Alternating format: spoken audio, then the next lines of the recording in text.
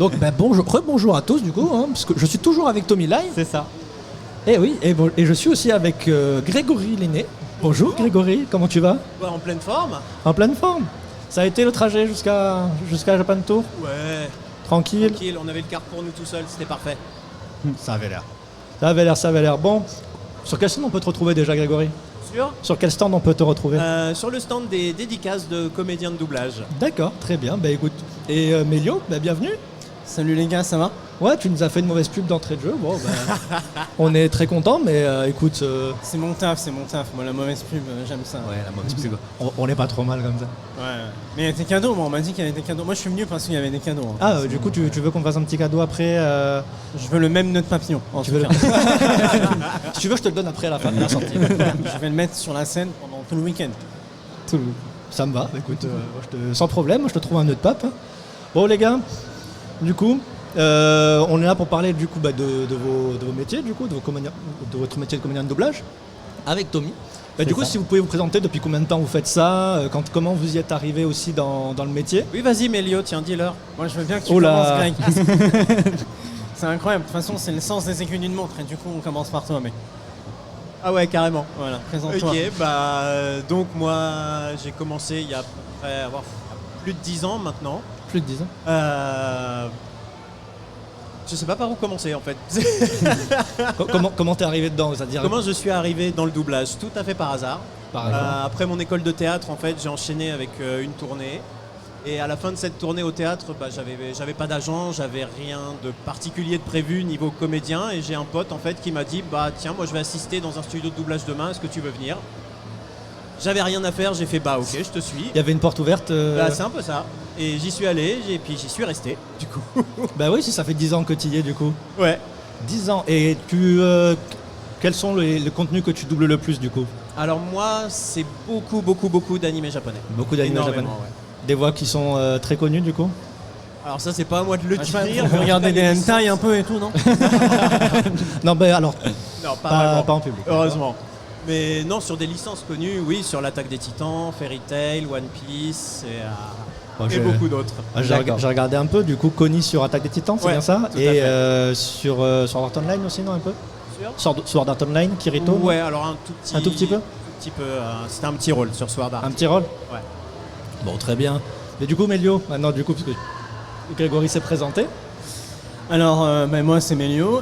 Moi, je viens de l'animation. Moi, je fais que de l'animation de base et beaucoup de commentaires e-sport et tout, etc. J'ai commencé à la Paris Games Week. À la Paris Games Week, j'étais seulement... j'avais été appelé et embauché pour gérer des stands et tout, etc. Et l'animateur a eu une gastro.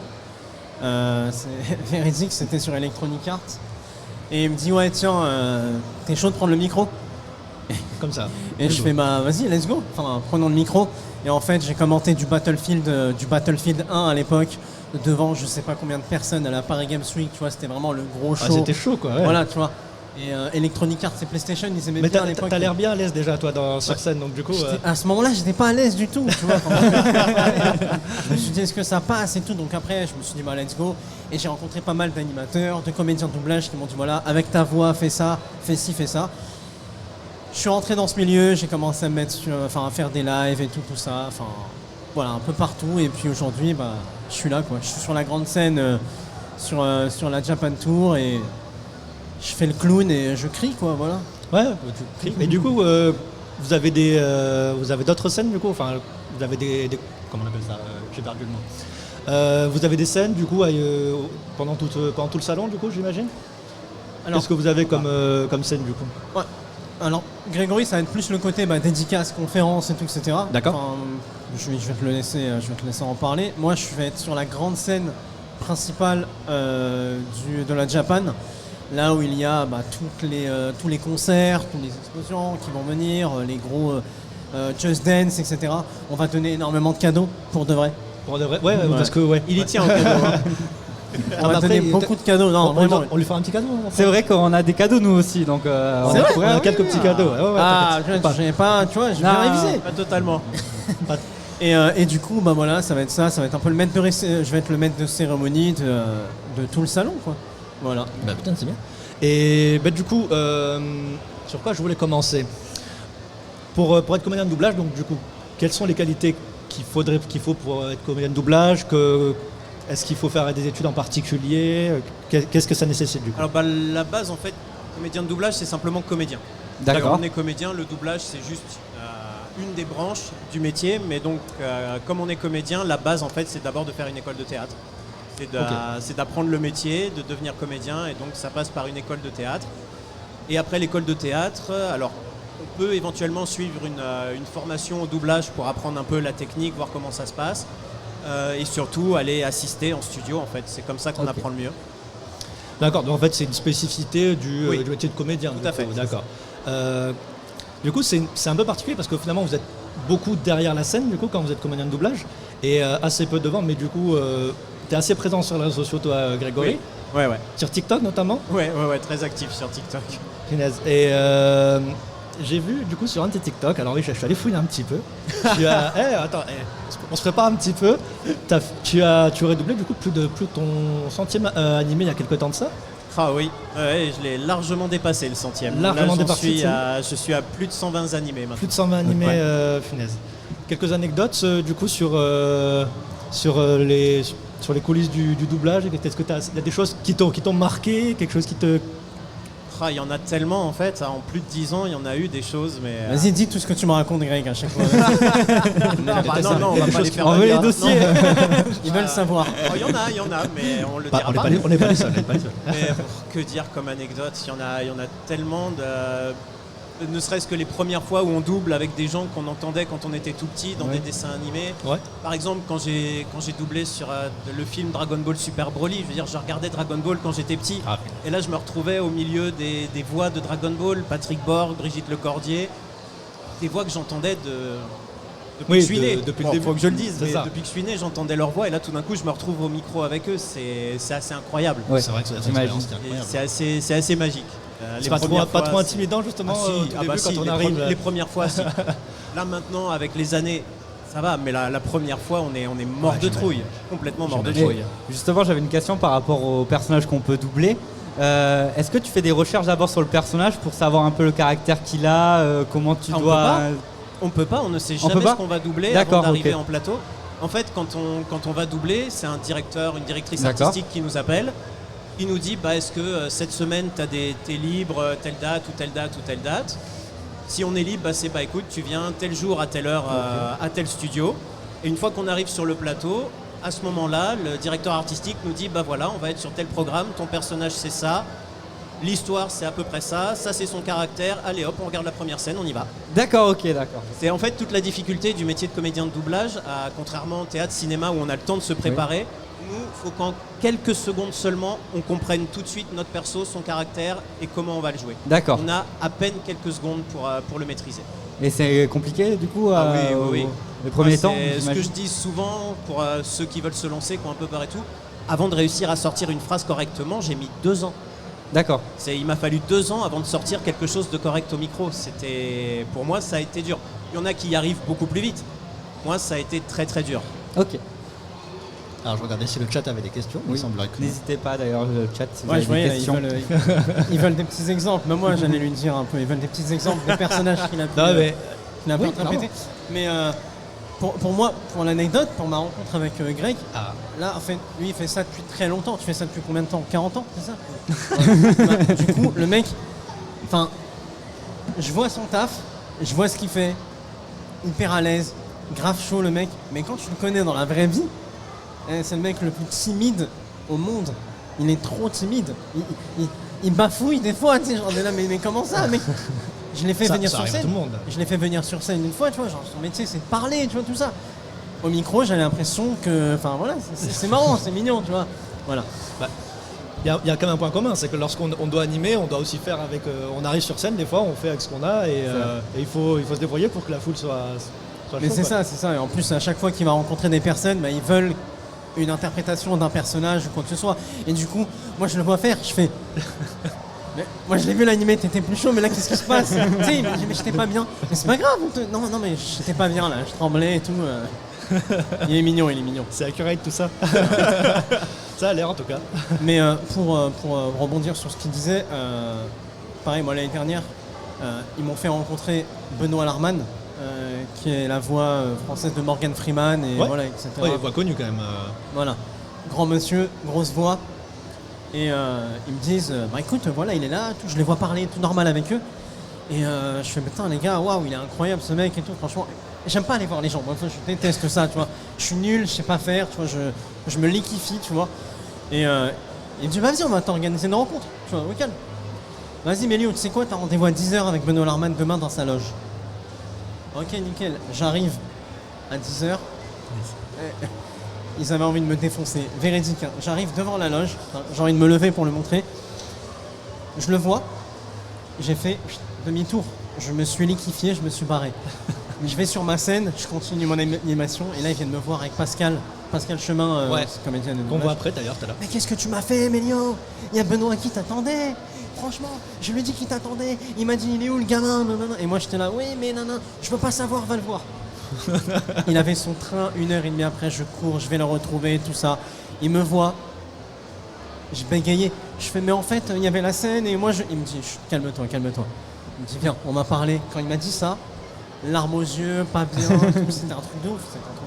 Donc je comprends un peu ce qu'ils disent. Et eux, c'est x1000 parce qu'ils travaillent avec ces gens-là et ils reçoivent des directives de ces gens-là, et c'est ouf. Et ils sont amenés parfois à diriger ces gens-là, des alors grosses ça, voix, c'est des gros encore monsieur, pire. et tu le diriges, tu te dis, mais Ah oui, c'est là où tu te sens pas forcément toujours très légitime d'arriver et de Bah, c'est dire. ça, c'est que quand j'ai la casquette de directeur artistique aussi et que je dirige, j'ai déjà dirigé Benoît Alman par exemple, mais qu'est-ce que je vais diriger quelqu'un qui a sa carrière, qui a son expérience, j'ai tout à apprendre de lui, donc Ouais. c'est moi qui ai tout à apprendre et c'est moi qui le dirige, donc des fois c'est vrai qu'en plateau, on n'est pas bien en se disant mais de quel droit je vais aller lui dire quoi faire alors qu'il le sait mieux que moi. C'est vrai que des fois c'est un petit peu dur à ce niveau-là. Alors on nous entendrait pas très bien, selon le chat tout du moins. ouais, ce que je voyais, ouais. Est-ce que là, vous nous entendez? Est-ce que là, vous nous entendez? Bah, si on parle dans le micro comme ça, oui, je pense. Si on mange le micro, oui, effectivement. Je on pense va que nous là, entendre. ils nous entendent bien. Monsieur le Ouais, c'est Tropper, bon. vous allez bien? Ça va?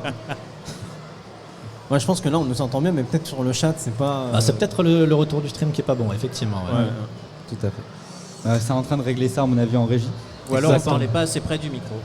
Il faut manger le micro, du coup, presque. Ouais. On va le galoche. On est les premières personnes à passer avant nous, là, ou pas? C'est le Ah, retour ok. IRL, du coup, qui marchait pas très bien. C'est bon? C'est bon. Ok, merci. Du coup, Mélio, toi qui aimes bien faire des anecdotes, est-ce que tu en as par rapport à ton propre parcours, du coup? Parce que là, tu nous parles de celui de Grégory, mais Ouais, du voilà, coup, il balance c'est le vrai, dossier c'est à vrai. moi, mais bon, il en a aussi. Hein. Parce que oui, voilà, il faut... Des anecdotes, j'en ai un tas. Après, je sais pas ce qui est possible de raconter ou pas ici, mais j'en ai plein. Franchement, tu sais quoi? Vas-y, on va le dire, on est entre nous, d'accord? C'est ça. Hein. Bon, Euh, exactement. Moi, par exemple, tu vois, j'ai commencé l'animation, mais j'avais pas de parcours, j'avais pas de CV, j'avais rien là-dedans, tu vois. Ouais.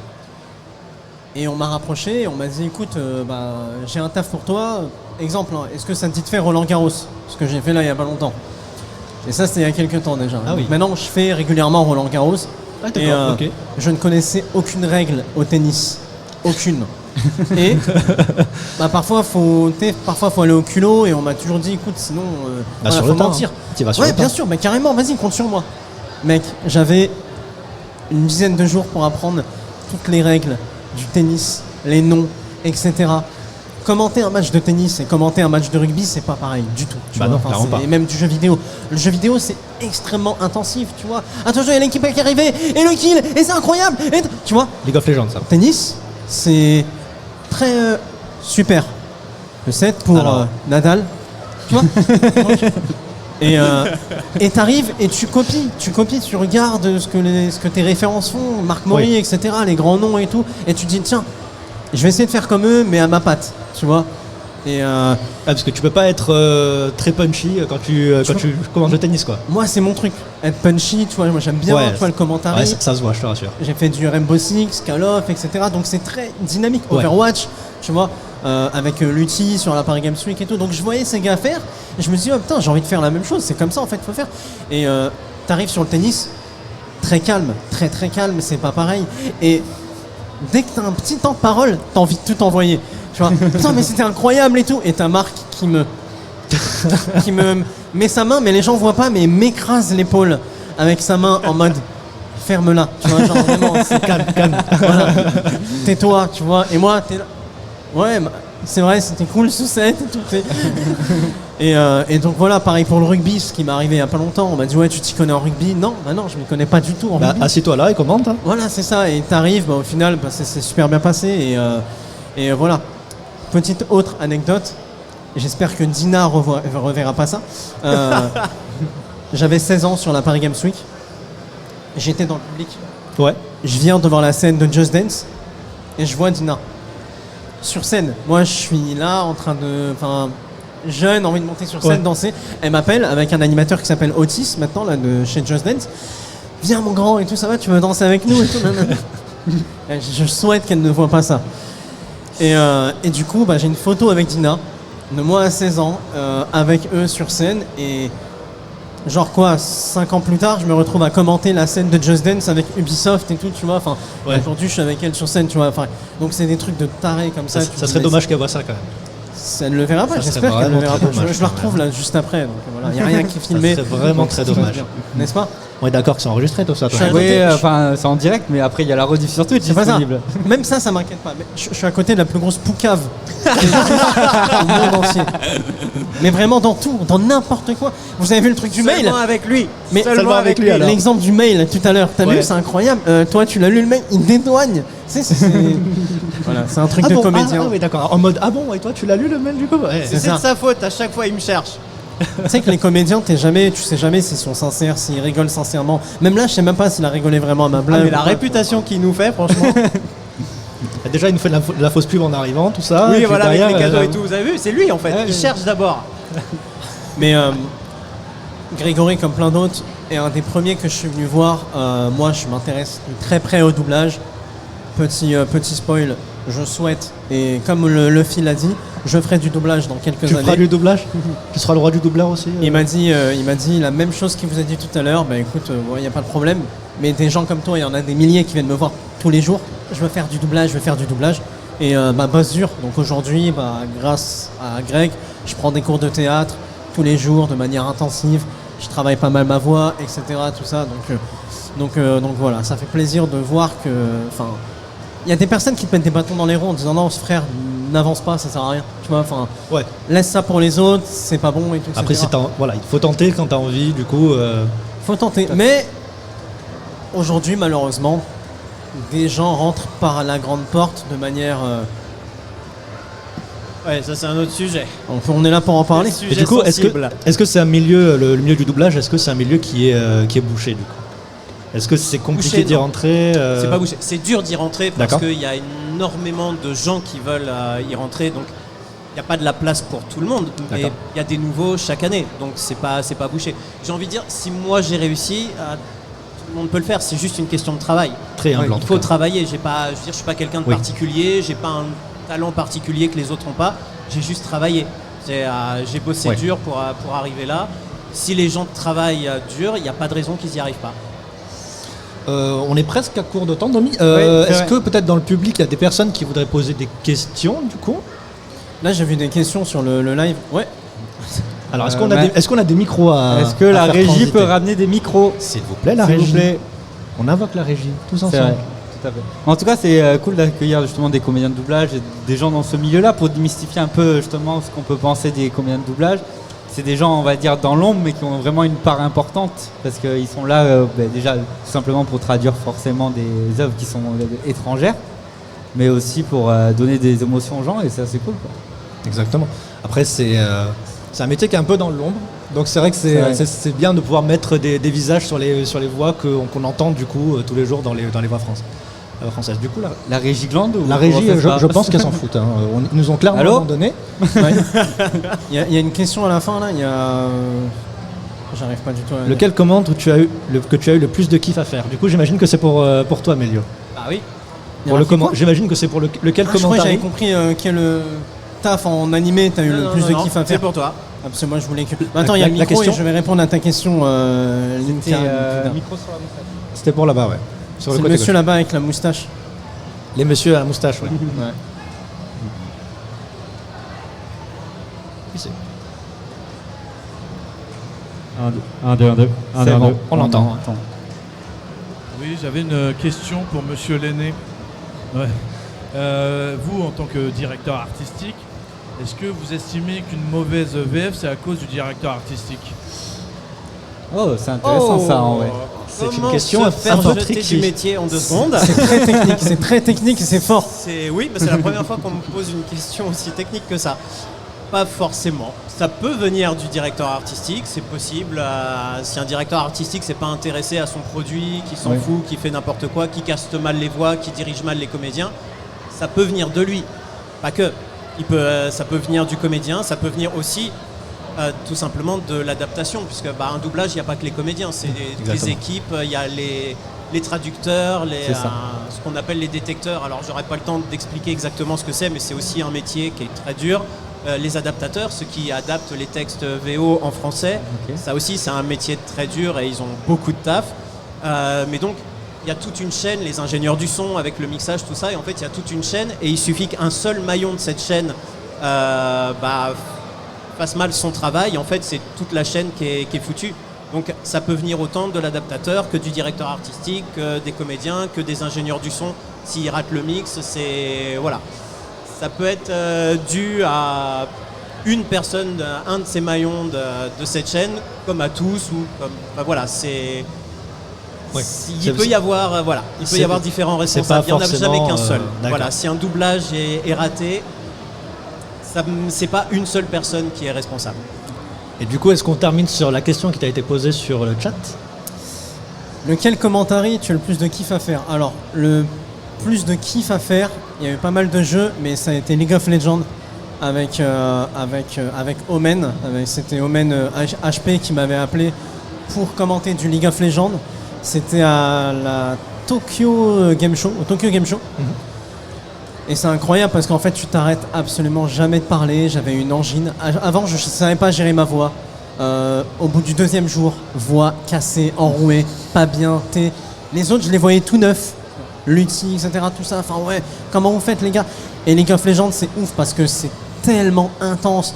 C'est Katarina qui prend la botlane et ils arrivent et ça reprend. Attention, ils reviennent. Ouais. Tu t'arrêtes jamais, tu vois. Enfin, tu surenchéris, tu vois, et c'est dingue. Tu vois l'intensifier et tu vois le public en fait qui sont à fond dedans et tout. Et tu sais, enfin, voilà, c'est dingue. C'est un jeu qui est celui-là dynamique comparé au Mais tennis. t'es avec, ça a t'es rien à dedans, voir. tu vois, genre tu trembles et tout, et il arrive toujours des trucs.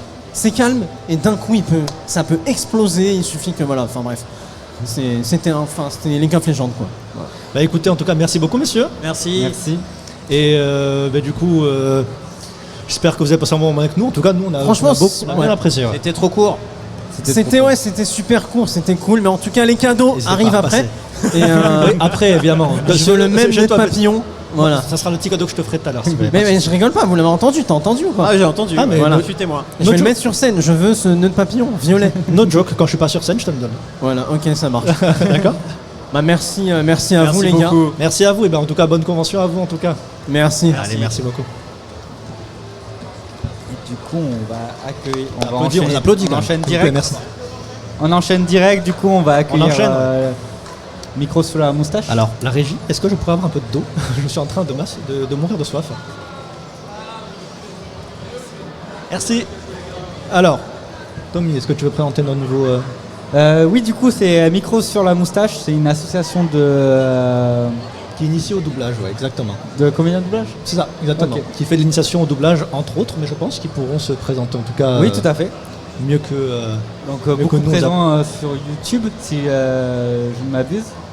Pardon? Beaucoup présents sur YouTube, si je ne m'abuse. Sur plusieurs réseaux sociaux, ouais, effectivement, c'est ça. ouais, mais en partie sur YouTube, effectivement. Donc Avec on va beaucoup voir de ça. projets différents et variés sur leur chaîne YouTube. T'as déjà rêvé d'être doubleur, toi?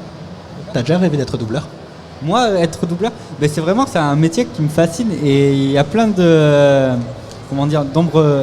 d'ombre en fait autour de ce métier parce que tu sais pas comment y rentrer, tu sais pas le cursus qu'il faut suivre, pas forcément. Et c'est bien justement qu'il y ait des gens comme ça qui mettent en lumière le métier. Donc voilà. Messieurs, vous pouvez venir sur scène dès que vous, pouvez êtes venir, prêts. vous venir quand vous Voilà, il voulez. n'y a pas de souci. Salut les gars.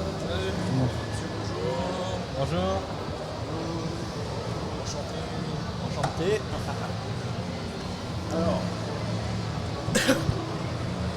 Ok. Bonjour. Bonjour, merci de l'invitation en tout cas. Bah ouais, Oui, mais merci. Cool. comment ça va les gars? Ça va très bien pour un Et- petit début de convention.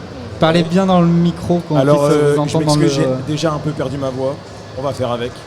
Y a pas de souci. C'est bizarre ça, 3 pour un jours, comédien de doublage, de perdre sa voix. En tout cas, maintenant on comprend pourquoi micro sur la moustache en tout cas, Oui. effectivement. Je te laisse. Alors, on aime bien, on va dire, l'identité moustache. Ouais. C'est quelque chose qu'on utilise beaucoup dans les créations qu'on a fait, notamment dans le premier clip qui a servi à lancer Micro sur la moustache, clip itinéraire bis. On aime bien se mettre avec des moustaches un peu style vintage. Et on fait des enregistrements avec des micros. Vous les mettez les deux ensemble, ça fait un truc bizarre, mais on s'est dit, pourquoi pas. Ouais, c'est pas mal. Hein, le rendu est sympa. Bon, du coup, les gars, comment ça se passe du coup le premier jour de convention? Eh ben, top, hein. C'est la deuxième fois qu'on vient à la Japan Tour. Vous étiez déjà l'année dernière du coup? Ouais, c'est ça. Très bien. Du coup, qu'est-ce que vous faites sur votre stand du coup vous? Alors nous à la base on fait une initiation au doublage. Donc les gens viennent sur notre stand peuvent s'inscrire et s'initier au doublage. On a plusieurs bandes rythmo et donc ils s'enregistrent et on envoie les audios gratuitement, mais contre un don minimum d'1 €. On fait des montages qu'on leur envoie au bout d'un mois quasiment. D'accord. Et après on propose d'autres choses, mais c'est annexe à la convention parce que nous on est une association audiovisuelle. Ouais. Donc comme il disait, on a fait des clips, on a fait du webtoon, une web série, et après on fait a des doublages aussi, amateurs aussi. Ouais, pas mal de doublages amateurs, du fandub. Du comme fandub, on dit, ouais. Ouais. Et on a aussi fait l'été dernier un court-métrage, pardon. Vous avez fait Ok. du doublage de court métrage du coup? Non, on a créé Ah, vous avez fait votre propre court métrage. D'ailleurs, On a je filmé un court On a filmé, on a joué dedans, on a tout fait. Ah oui, d'accord. D'ailleurs, il me semble qu'on a une vidéo, du coup, Eh si oui, la régie peut la diffuser du coup C'est ça, en ouais. même temps Allez, on peut en même commencer temps qu'on par ça. discute, hein, effectivement. Finalement continuer mon show.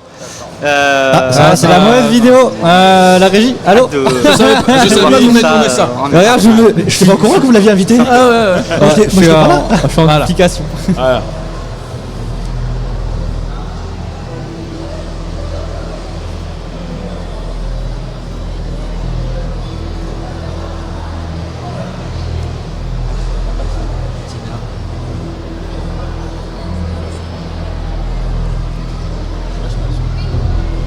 La régie, nous, on n'a pas le son en plateau. Ouais, est-ce Je sais qu'on a pas le si son c'est normal. Normalement, il y a du son. Une petite bande sonore. Mais bon. Si, je crois. Merci beaucoup.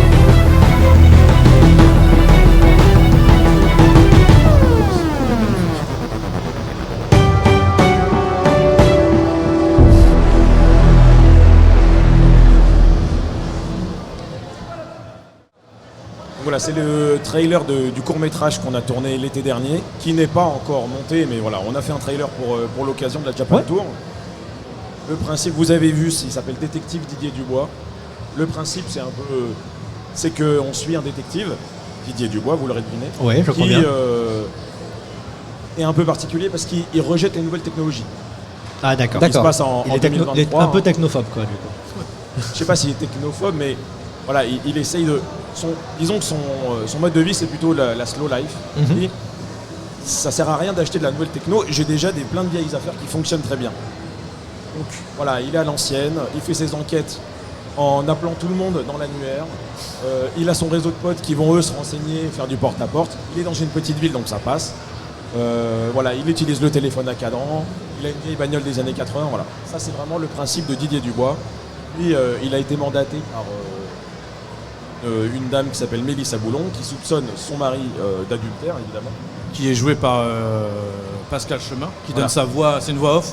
Et D'accord. Pascal Chemin qui fait Kiroa dans Hunter x Hunter, Normalement, etc. devrait venir juste après, normalement. Ah voilà, donc elle a participé à ce court métrage en donnant sa voix au personnage, à la cliente, chiante un peu. C'est vrai que c'est une cliente pénible, parce qu'elle est adorable, mais la cliente qu'elle joue est pénible. Ouais. Et donc voilà, on suit un peu toute l'enquête que Didier va résoudre avec ses copains. Donc, le copain de Didier est joué par Yannick, présent, il s'appelle Johnny, il a le gang des moustachus avec lui. Ouais. Voilà, c'est des gars qui sont un peu vénères et qui résolvent des affaires de manière plus ou moins légale. Ok. Donc, Plus ou moins? plutôt moins que plus. Ouais, d'accord. Et à un moment, Didier se rend compte que bah, il est obligé de faire ça un peu de cette manière-là parce que légalement il peut pas s'en sortir parce que c'est un détective et tout ça et donc oui, il appelle ses copains, il pète la gueule du méchant. C'est comme ça que ça se passe. Je résume. Oui, pour résumer. C'est bien résumé. En tout cas. Et du coup, vous avez à peu près une date de sortie de ce court-métrage, du coup? Ce sera sur votre chaîne YouTube, du coup? Ça sera sur la chaîne Micro sur la moustache. Ça sera, on essaye pour cet hiver. Ouais. D'accord, ok. Bah, c'est un court-métrage qui fera une vingtaine de minutes. Trentaine de minutes à peu près, ouais. 20 minutes, une vingtaine de minutes, du coup. Et voilà, c'est un court-métrage. On a filmé. C'est moi qui ai réalisé le film avec lui en tant qu'assistant réal. On a fait les prises de son, on a filmé nous-mêmes, on fait le montage nous-mêmes. Et puis c'est des gars de chez nous, qui, normalement un compositeur Paddy Smith, qui font les compositions des musiques pour le film. Ah mais très bien. Mais ça vous a pris combien de temps du coup tout ça à tout faire? Parce que vous l'avez tourné l'été dernier, c'est ça que vous avez dit? Ça, on a eu une semaine de tournage. Une semaine de tournage, ouais. Plutôt intensive. À 35 degrés dans un appart. Voilà, pendant la canicule l'été dernier en Bourgogne. Ça. Ouais, c'est 5 jours de tournage, ou même 6. 6 jours de tournage. 6 jours de tournage en tout, ouais. Et là, depuis, on fait le montage. Après, c'est vrai qu'on avait d'autres activités à côté, donc ça met plus de temps. Notamment, on a pu faire des initiations de doublage dans les collèges. On était à Cherbourg. Oui, voilà. Ça, c'est vos activités du coup Nous, que vous avez. pas mal d'initiations. On a été au collège Raymond Lecor avec Pascal Chemin notamment. Et on a été à Clermont-Ferrand. C'était Jeanne d'Arc. Le collège Jeanne c'est d'Arc. ça, le collège Jeanne d'Arc. Toujours avec Pascal. Ouais. Et du coup, on fait pas mal Ah, donc, d'initiations. Ouais. Et ça permet aux enfants déjà de découvrir un peu le métier et aussi de s'améliorer sur la lecture à haute voix. D'accord. Et qu'est-ce que je voulais dire si on vient sur votre stand aujourd'hui, moi j'ai jamais fait de doublage, moi je viens sur votre stand aujourd'hui. Je peux essayer, vous pouvez faire initiation au doublage sur votre stand. Exactement. Ouais, c'est vraiment fait pour les gens qui ne connaissent pas le doublage. Ouais, ok, moi je vais y aller. On vous explique vraiment la bande rythmo, comment elle est constituée, comment réagir face à certains symboles, etc. Et après, l'avantage c'est que vous êtes en cabine, si vous avez un peu peur, un peu honte, vous êtes enfermé avec un rideau. Ah, d'accord. On vous séquestre. Ok. Non, mais ça permet une zone de sécurité un un peu plus autour dans leur bulle et pas qu'ils aient des regards s'ils ont un peu peur du regard des gens.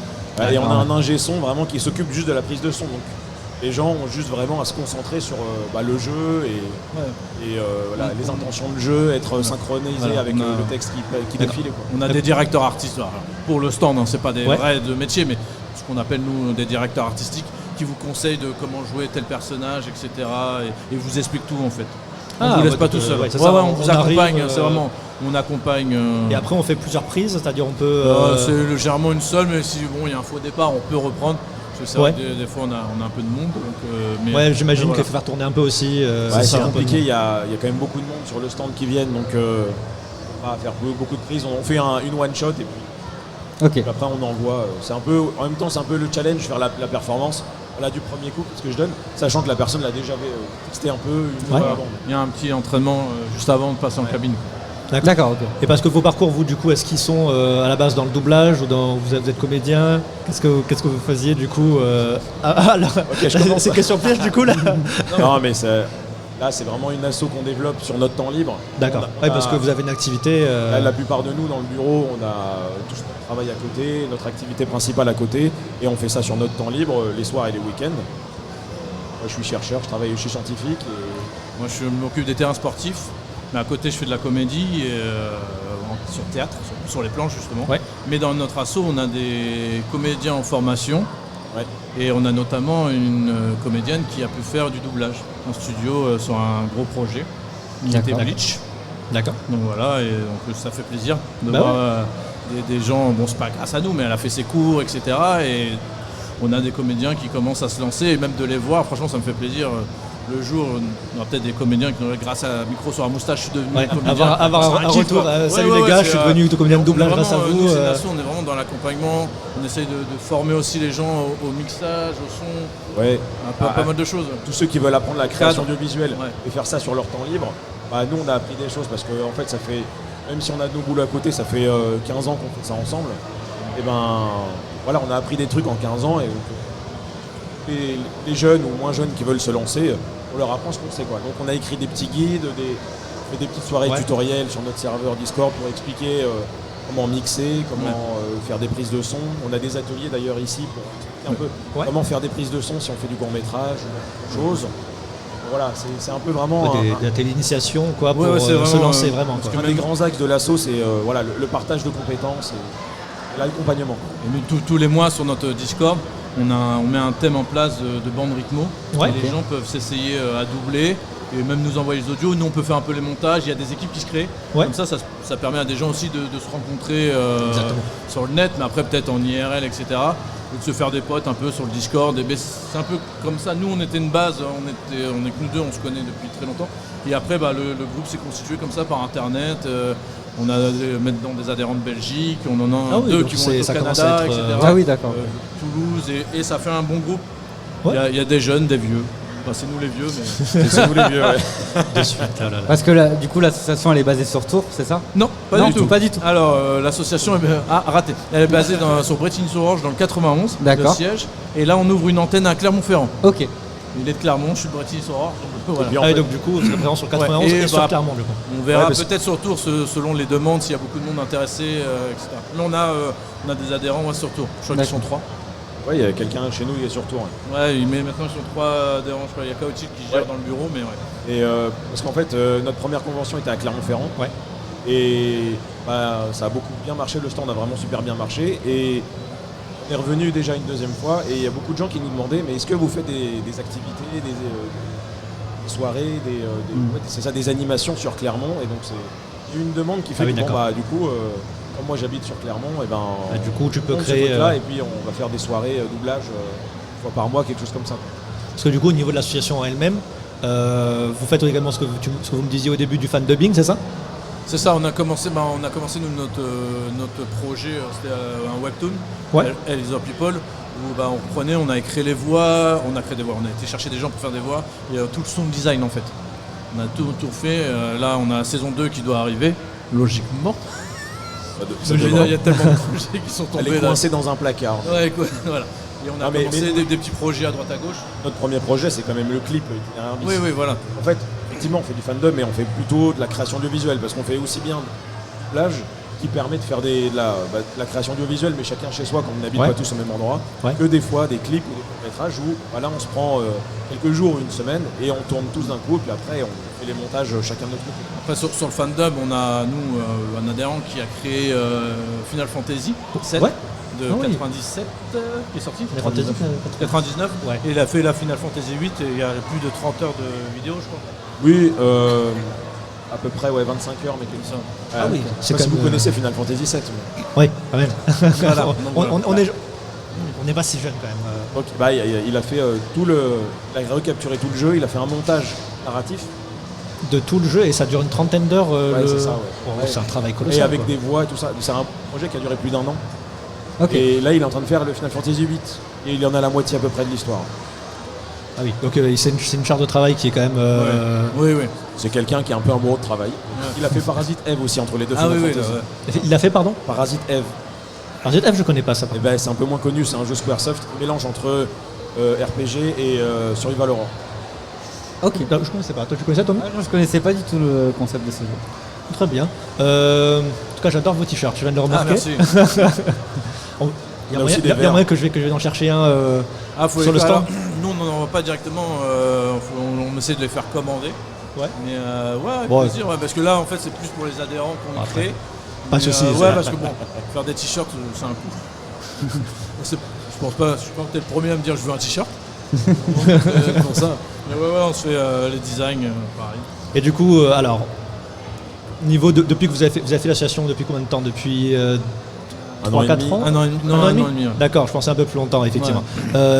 Des anecdotes, du coup, sympas, des retours qui vous ont plu depuis le début de l'association, des moments qui vous ont marqué. Je pense que les premières conventions, c'est quand même les moments qui nous ont le plus marqué parce que c'est aussi comme on est sur Internet, c'était le moment où on se retrouvait tous. Ouais. Puis, c'est là qu'on avait aussi une résonance de ce qu'on faisait par rapport à des gens qu'on ne connaît pas et c'est là qu'on a vu que notre projet associatif plaisait à beaucoup de gens. Et donc ça c'était quand même un des trucs. Ouais, les premiers retours IRL, du coup, ouais, ça fait Ouais. toujours quelque chose. Ouais, je suis d'accord. Et puis après, tous les moments où on fait de la création audiovisuelle, le tournage l'année dernière, je pense que c'était Ouais. un des gros moments aussi de l'assaut, même si on était moins. Parce que c'est les moments où quand même on doit charbonner, c'est sévèrement, parce qu'on a un planning assez tendu et que ça prend toujours plus de temps que prévu, surtout quand on a un réal qui calcule mal les choses. Du coup on se retrouve à tourner jusqu'à 4h du matin. Et bon. Et qui fait 40 degrés dans les apparts. Oh là là, quel enfer. Et qu'on peut pas ouvrir les fenêtres parce que y a des bruits son, parasites, ouais. des oiseaux. Ouais, des donc du voitures. coup pour la capture c'est compliqué. Ouais. Ouais. Ça c'est des trucs qui nous ont plutôt bien marqués. Non, moi, après, tu as un peu tout dit, mais moi, les plus beaux moments, c'est la rencontre, la première rencontre, notamment au resto à Paris, où on avait lancé, on se dit, tiens, on va faire un petit resto, on s'est dit, on va être deux. En fait, deux. Et en fait, on a pas mal de gens qui nous ont rejoints, Nitro, Harris. C'est la première rencontre, je pense, qui a marqué, qui a lancé la chose, je pense. Ouais. Puis d'avoir tous ces jeunes autour de nous qui nous font confiance aussi. Ouais. Donc qui c'est nous aident pas mal. Ouais. les On a premiers créé contacts quoi. Non, on a créé vraiment ce qu'on appelle l'esprit moustache. Ouais. C'est vraiment l'esprit de famille, surtout moi qui est un peu du monde du rugby aussi. Donc je retrouve un peu cette cohésion, cette ambiance-là. Ouais. Ouais, donc c'est vraiment le premier contact à chaque fois. J'imagine que ça doit avoir quelque chose de. Et à chaque fois, on essaye dans les conventions d'avoir de nouveaux adhérents qui nous rejoignent. Là, on en a 3 maintenant. Ouais. Nouveaux. Déjà. Voilà, qu'ils essaient, on essaie de les intégrer, etc. Donc, voilà. Parce que du coup, ça vient d'où Micro sur la moustache? Parce que vous vous connaissiez du coup, j'imagine, avant. Ouais, bien trop longtemps même. Depuis bien trop longtemps. Ouais, un peu On a trop. fait quelques courts-métrages ensemble. Et en fait, tu avais commencé sur un projet de fandubbing. Ouais, en fait, c'est juste que à un moment, je me remettais dans des projets sur Internet. Lui, ça l'intéressait. Et puis finalement, après, on se dit, en fait, c'est bien si on continuait. Mais si on continuait plutôt sur notre projet, on va créer notre truc. Et puis, il y a des gens qui ont aimé notre esprit, qui nous ont rejoints. Ça se fait un peu naturellement comme ça. Un peu naturellement. Et après, il y a eu le cap, on crée l'association. C'est ça. Ouais, parce qu'en fait, on a rencontré des gens de confiance qui a apporté vraiment pas mal d'idées super pertinentes pour faire évoluer les choses. Notamment Damien, notre secrétaire, qui lui est très orienté doublage, alors que nous, pas du tout. C'est vraiment pas notre truc à la base. Ouais, d'accord. On est vraiment plus création de manière générale, audiovisuelle. Création de contenu audiovisuel sans forcément le doublage en spécialité quoi. Ça, et c'est là qu'en fait, on a vu aussi le doublage, c'était super bien pour s'entraîner à faire la comédie. Après, on a posé sa voix, avoir un peu plus de confiance en soi. Et c'est un peu d'ailleurs ce genre de choses-là qu'on fait dans les initiations de doublage en collège. Parce que tu parlais des anecdotes. Ouais. Mais un des trucs assez fondateurs, une des rencontres très importantes, c'était à la Japan Tour l'année dernière, Pascal Chemin et Grégory Lenné, avec qui en fait on a commencé à avoir des projets. Pascal a accepté de jouer dans notre court-métrage avec sa voix et puis des initiations au collège avec elle. Ouais. Alors je crois qu'on n'entendait pas très bien du coup. Excuse-moi. Désolé. Ouais, mais j'ai le droit de le déplacer. Oui, quand même. Trop tard, ça. Non, je disais, c'est grâce aux rencontres qu'on a faites l'année dernière, Pascal Chemin et Grégory Lenné, notamment Pascal, avec qui on fait des initiations de doublage dans les collèges. Et on voit aussi le doublage d'un autre angle, pas comme le côté pour s'amuser, pas que le côté artistique, mais aussi le côté prise de confiance en soi. Ouais. Et elle enseigne aux collégiens, là, quoi. Ils apprennent à avoir plus de confiance. Ouais, et du coup, c'est les rencontres avec les personnes du milieu, du coup, qui ont permis aussi. C'est vrai que c'était assez exceptionnel, parce que l'année dernière, il y avait aussi Benoît Allman, un type formidable. Et même avec Pascal, où on appelle notre Tata, Tata avec Pascal. qui on s'entend hyper bien, on a créé des liens assez forts, et même rencontrer tous les comédiens, même les nouveaux qui sont là aujourd'hui, qui sont tellement adorables, et échanger. Puis nous, on apprend aussi. On engage de l'expérience avec leur expérience et de la technique, parce que nous on est qu'à petite échelle, on est tout petit, donc des fois on peut dire des conneries, et c'est vrai qu'ils peuvent nous reprendre, mais on a appris plein de choses avec eux, et c'est vrai que ces rencontres sont enrichissantes. Ouais. Et justement, c'est quel comédien de doublage que vous voulez rencontrer absolument? Est-ce que vous avez un modèle, une idole dans ce domaine-là? Une idole carrément. Ouais, je sais pas. Un idole de doublage? Non, moi j'avais, alors pas dans le doublage, c'était Benoît Allman, car il a fait pas mal de voix de documentaires. Et quand il est venu l'année dernière et qu'il m'a parlé, je dis ah ouais. Non, parce que moi dans le doublage je connais pas grand chose. J'ai voulu faire du doublage à l'époque, c'était les Disney, voilà, comme quand j'étais tout petit, je dis c'est trop bien, mais c'est tout, ça s'est arrêté là. D'accord. Et je suis pas un expert de doublage. Et Toi ton idole en Je dois doublage? répondre moi aussi, ça c'est compliqué. Ah, et les deux du coup. Tu peux dire moi parce que. D'accord. Non, désolé. Non, un modèle, c'est difficile de répondre à ça parce que j'y connais vraiment rien dans le D'accord. doublage. est comme des on va dire tocards. que j'apprends. Ouais, j'ai beaucoup appris depuis qu'on a fait Micro sur la moustache et depuis qu'on a rencontré des gens, mais avant j'y connaissais pas grand chose maintenant. Et non, mais je pense que la rencontre je l'ai déjà dit, mais de Pascal Chemin que je vois parler à des enfants est vraiment très inspirante. D'accord, ok. Pam, est-ce que tu as d'autres questions, toi, Tommy? Non, pas spécialement. Enfin, si j'en avais une, mais il faut revenir sur l'abondance du court métrage.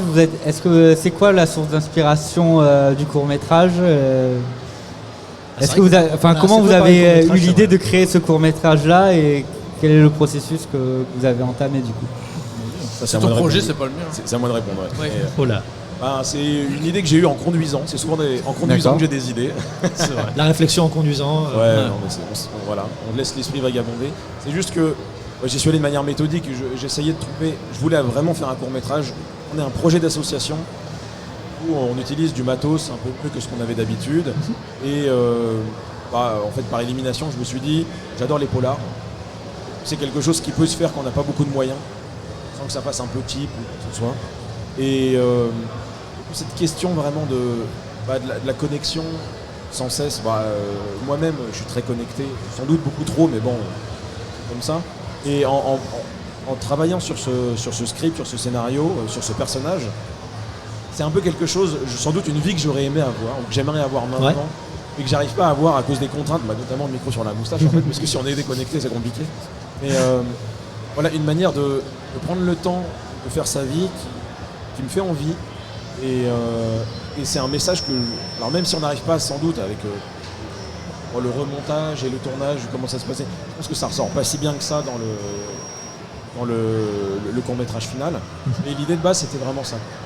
Comment est-ce qu'on faisait avant pour résoudre des choses sans être dépendant d'outils qu'on ne maîtrise pas, et comment est-ce qu'on faisait avant pour simplement prendre du temps, d'être avec ses potes, sans être toujours à droite à gauche à courir tout le temps, après le temps. D'accord. Et du coup, pour votre court-métrage, le ton du court-métrage, c'est plutôt sérieux ou plutôt humour, plutôt un peu un mélange des deux? Comment vous avez essayé de l'axer du coup? Des productions. Je voulais un truc sérieux. D'accord. En tournant, en regardant les rushs, je me suis dit, ça fait un peu plus la B-production. Ouais. On aurait dû partir sur la parodie, on va voir. C'est plutôt orienté sérieux normalement, avec 2-3 passages un peu drôles, mais c'est plutôt un peu premier degré. Ouais, d'accord. Donc avec un axe plutôt sérieux et avec des Plutôt des orienté petites blagues, sur l'enquête, quoi. C'est vraiment orienté sur l'enquête. Ouais, d'accord. Donc Sur les relations entre les personnages, entre Didier, qui lui est anti-technologie, et son pote Johnny, et lui, avec ses potes, sont vraiment plutôt pro de la bagarre. Dans la bagarre. Et dans la bagarre aussi. la bagarre. Ouais, dans la bagarre. Johnny il aime bien la bagarre. Anecdote de tournage, Ah. pour la bagarre, la scène de bagarre, on s'est dit, Ah oui, le oui, du catch, ah non. ça va. Oui. Au premier coup de latte qu'il met au comédien. méchant, il a très mal, il a mal à la côte, il a plus rien pu faire pendant 2 Ouais. jours. On s'est dit que je vais péter la côte. On a cru qu'il Et pour se venger, on peut le dire, il s'est un peu vengé. Dans la scène, il me met une grosse tartale. Elle est vraie. Pour le coup, il y a pas... Une bonne tarte. Elle est Ouais, méritée. Elle est méritée. Ouais, elle est Méritée, méritée. hein. Bon, après, il est un peu fragile. Hein. Je fais un 1m80 pour rien. Mais ouais, c'était le coup et pas. Et je dis, je le touche pas. Mais si, je le touche. C'est bien touché, quoi. Ouais, finalement, on a vu sur les vidéos qu'il le touchait. Ah bah, ouais. Et ça a rendu la suite très compliquée parce qu'il y avait toutes les scènes d'action étaient après. La scène, donc il a essayé de faire des scènes d'action où il court, il fait des roulades sur des grilles et tout ça, il s'est ouvert la tête. Enfin, Oula, il y avait Il y a Max, ouais, ouais, le super bien tournage vécu le n'a pas tournage. été, c'est pas passé exactement comme prévu. Tu Non. peux dire que tu maltraites tes comédiens. c'est l'assistant réel là pour le coup. Après, c'est un autre métier de cascadeur et tout ça. Ouais, de mais faire le bah ouais, baston parce et tout qu'on ça. il avait fait tente aussi en une cascade, il faut, hein. course poursuite. C'était compliqué parce que oui, on a fait ça à l'arrache, on n'avait pas d'autorisation, j'avoue. C'est là qu'on a vu qu'il fallait faire les choses bien. Voilà. Et On a ça a évité les failli, il y avait problèmes. une autre voiture qui arrivait, le conducteur est parti, je dis stop les gars. Franchement, c'est vraiment fait peur. Parce que si on rentre dans l'autre voiture, c'est chaud. Et je Ouais. dis c'est fini, moi je fais plus de course poursuite. On s'est arrêté là. Non, c'est on a fait peut-être un peu trop à l'arrache cette fois-ci. Par rapport à ça. Moins qu'avant, mais comme vous voyez plus grand. Ouais, voilà, c'est ça. Ok. Bon, écoutez, en tout cas, on va arriver sur la fin du temps imparti, du coup, messieurs. Mais en tout cas, merci à Merci vous à d'avoir vous. fait l'honneur de votre présence, en tout cas. Merci à vous.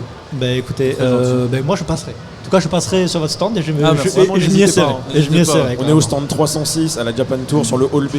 Hall 2, stand 306. Voilà. Voilà. Bon, mais On est vraiment pas Voilà. très loin, près de la scène animé manga. avec une chaîne YouTube et un Discord, c'est bien ça? Ouais, c'est ça. Micro soir moustache. Et- Si vous voulez avoir l'esprit moustache, faut nous rejoindre. Et si jamais vous voulez, on fait des animations sur scène. Ouais. On a une animation cet après-midi avec des comédiens de doublage. On fait l'initiation doublage sur scène. D'accord. Et même tester sur scène si vous voulez. Sauf si vous êtes en live, dans ce Sur, cas, désolé. sur quelle scène du coup? Sur la scène de conférence principale, D'accord. qui est juste là. Celle qui joue derrière là? Ok. Ouais. Et demain, le Moustache Quiz. C'est un jeu inspiré du Burger Quiz et sur la voix. Donc il y a des comédiens de doublage qui auront une équipe qui vont s'affronter et sélectionner des gens du public pour chaque épreuve. Donc il y a plein d'épreuves. Il y a de quoi bien se marrer. C'est sur la scène animée et manga. Et dimanche, un tournoi de doublage pour définir quel est le meilleur. Parce que chez nous, c'est très important de savoir qui est le meilleur. Ouais. Il y a rien à gagner. Il n'y a rien à gagner, La mais compétition, c'est juste la important. gloire, ouais. Voilà. Ça, c'est l'esprit moustache. Ça, c'est, Nous, on veut la bagarre. Ça respecte l'esprit moustache. C'est effectivement. ça. La bagarre, la compète, on veut Voilà. un vainqueur à la fin. Ben, un beau planning, dis donc, pour ce Ouais. week-end en vrai. Ça donne envie. Peut-être moi aussi je passerai du coup quand j'aurai un peu de temps libre. Mais voilà. Toi, pas forcément aujourd'hui, toi. Du coup. Non, peut-être pas aujourd'hui, non. Ça marche, mais On n'hésitez vous pas en tout attend. cas. Bah écoutez, J'ai moi, imprimé vos visages en vous attend. vous allez Y a nous pas de retrouver souci. sinon, c'est ça? Détective Dupont, il va On nous verra. retrouver. Bah, en tout cas, merci beaucoup. En Merci tout cas, beaucoup, bah, merci. écoutez, moi je passerai vous voir. En tout cas, j'espère dans la journée. Bah, merci en tout cas. Et merci à vous pour votre temps en tout cas. Merci beaucoup. Merci bien, au revoir. Du coup, on n'a pas la suivante. On n'a pas encore les suivants, effectivement, mais ça devrait pas tarder. On va en profiter pour se restaurer. Comment ça va, toi, Tommy? Moi ça va, tranquillement. Je commence à être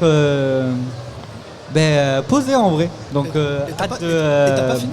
Et j'ai pas fini, mais c'est trop bien en fait. On rencontre trop de gens intéressants. Même là, si j'ai pas beaucoup parlé par exemple, mais j'étais dans leurs paroles quoi. J'ai analysé tout ce qu'ils disaient et tout ça. C'était super Tu veux intéressant. poser plus de questions la prochaine fois, c'est ça? Ouais, non, Parce que moi, je ouais, t'avoue que j'en chie. Hein. pas spécialement et tout ça. Et puis après, je voulais pas non plus te couper et tout ça parce que tu animes quand même assez bien Oui, les après, discussions et tout ça. Donc nickel. Après, voilà, n'hésite pas, tu Oui, y a pas de souci, t'inquiète. passes. Prêt, Zarbal, tais-toi. Non, y a pas de souci.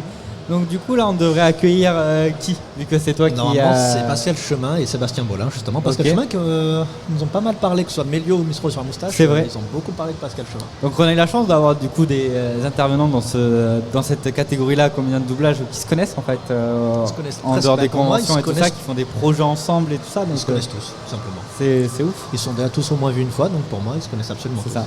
C'est trop bien. Bah, exactement, en fait, on parle à une bande de potes. De toute façon, on l'a bien vu entre eux, ils se vannent, ils s'envoient des pics dans la tête tout le temps. Et merci au fait au chat pour tous les follow. En tout cas, ça fait plaisir. C'est vrai. C'est vrai qu'il y a eu une vague de follow et merci à vous du soutien et ça fait plaisir. Et on a un nouveau comédien de Bonjour. doublage, Kirima Tiens, San. Hassan, moi j'ai doublé Batman. Moi. I'm Batman. C'était moi aussi, vous m'avez reconnu? C'est. Non. Non. Non, mais je viens temporiser. En effet, vous attendez 2 nouveaux comédiens de doublage. C'est vrai. Ils sont peut-être perdus dans la Japan Tour Ouais, Festival. C'est ça. Alors, des fois, c'est assez compliqué parce qu'il faut savoir que l'enchaînement des visiteurs, des invités voilà. comme ça, ils S'ils sont ont peut-être en, d'autres plannings, en dédicace, ils sont peut-être en activité, donc forcément, Oui. pour eux, se déplacer jusqu'ici, des fois, ils sont peut-être un peu âgés aussi. Est-ce que tu sais me dire jusqu'à quelle heure c'est du coup celui-là? Parce qu'il me semble qu'on a 1 heure, mais je sais pas si c'est jusqu'à 13h15, non c'est à 12h45, je sais plus. Avec Pascal Chemin et. Sébastien je Bolin. crois qu'ils Oui. arrivent en... Ah, Ça voilà. fait des coucous Allez, je au vous laisse. loin. Vous êtes pas en retard, Ils arrivent à Promis, vous fond, êtes pas en ils arrivent à retard. fond. Tout va bien. Tout va bien. Par là. Il y a des escaliers.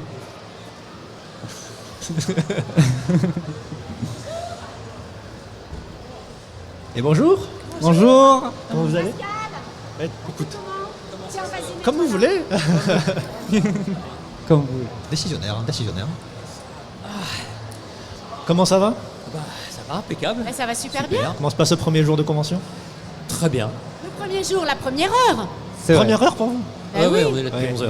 11h. Non, mais le premier jour, oui. Oui, premier jour, exactement. Bah, ça se passe bien du coup, donc ça se passe bien pour tout le monde. Oui, Nickel. nickel. Ça Bah, se passe super bien. Bah écoutez, je vais vous laisser vous présenter dans un premier temps du coup. D'accord. Et on se présente à qui? À... Du coup, vous vous inquiétez deux pas, il y a la caméra qui va focus. Mais, donc, mais vous nous avez même pas dit vos prénoms. Alors nous on s'appelle Thomas tous les deux, donc ça va être Thomas assez simple. Voilà. Thomas et Thomas. Thomas et Thomas, Thomas très bien. 2. Et c'est ça. Ça va être pratique, hein. Hein, Seb, alors là, on va...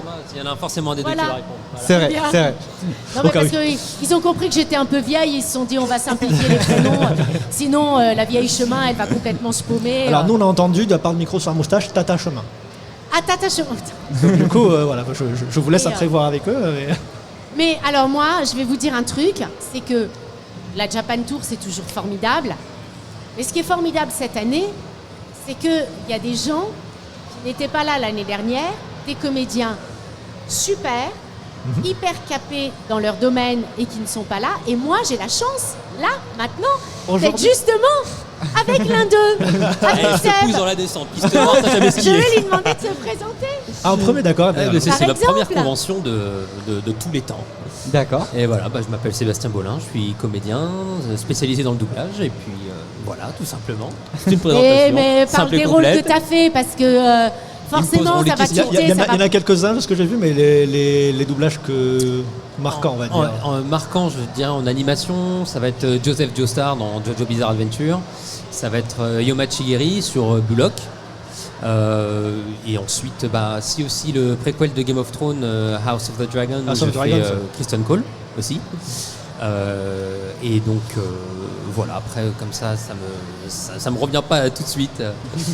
Ouais, j'ai vu qu'il y en avait pas mal en tout cas, Voilà. sur divers domaines, soit animation, soit sur le cinéma. Voilà, exactement, aussi sur la les télé. plateformes, Netflix, Prime, etc. Et puis d'autres trucs qui viennent, mais on peut pas en parler. C'est vrai. En fait, c'est J'ai très rien dit, j'ai rien dit. ouais, c'est compliqué parce que ouais. il faut accepter que pour le public ou les auditeurs, enfin ou les spectateurs, il y ait des rôles qui soient plus marquants, qui sont pas forcément les plus compliqués, qui sont pas forcément les plus longs, mais il y a des rôles comme ça qui rentrent vraiment en adéquation avec le public, dans des rôles dans lesquels le public se reconnaît. Il y a une empathie très forte et nous on les connaît pas forcément et voilà, donc petit à petit on se dit ah oui, il y a ça qui est marquant, alors qu'il y a plein d'autres rôles. Et en même temps, le doublage, c'est aussi quelque chose qui est sur la réactivité. Et donc, une fois qu'on fait un doublage, une fois qu'on a fini un personnage, et ça laisse la place pour un autre. Oui. Et nous, notre but, c'est quand même de regarder devant et pas forcément tout le temps derrière. Ouais, pas Et forcément quand ceux on qui ont déjà demande, été faits. Ouais. les personnages qui nous ont là, il y en a forcément qui nous marquent, mais on regarde plutôt devant. Plutôt pour la suite, les personnages qui vont venir du coup. Voilà, après aussi je pense que ça dépend aussi de où est-ce qu'on en est. Moi je sais que Pascal elle a un CV énorme qui est 4 fois plus gros que le mien. Et mais moi par exemple je sais que pour l'animation, souvent quand c'est du simuldub ou alors que ça en simuldub il y a toujours un léger décalage Alors d'une ou deux semaines. explique ce qu'est le Donc, simuldub. le simuldub, elle est où la caméra? Elle est ici.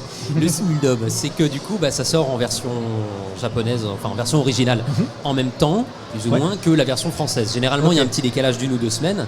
Donc moi je vais sur la petite plateforme et quand on m'appelle pour me proposer un rôle, j'essaye au maximum de regarder avant la version originale pour essayer de comprendre un peu, parce que globalement quand on vient doubler, que ce soit en animation, que ce soit pour une fiction, une série, quoi que ce soit, on ne sait pas du tout ce qu'on va doubler. En fait. On arrive, on est là quand tu peux savoir, tu exactement. regardes, quoi.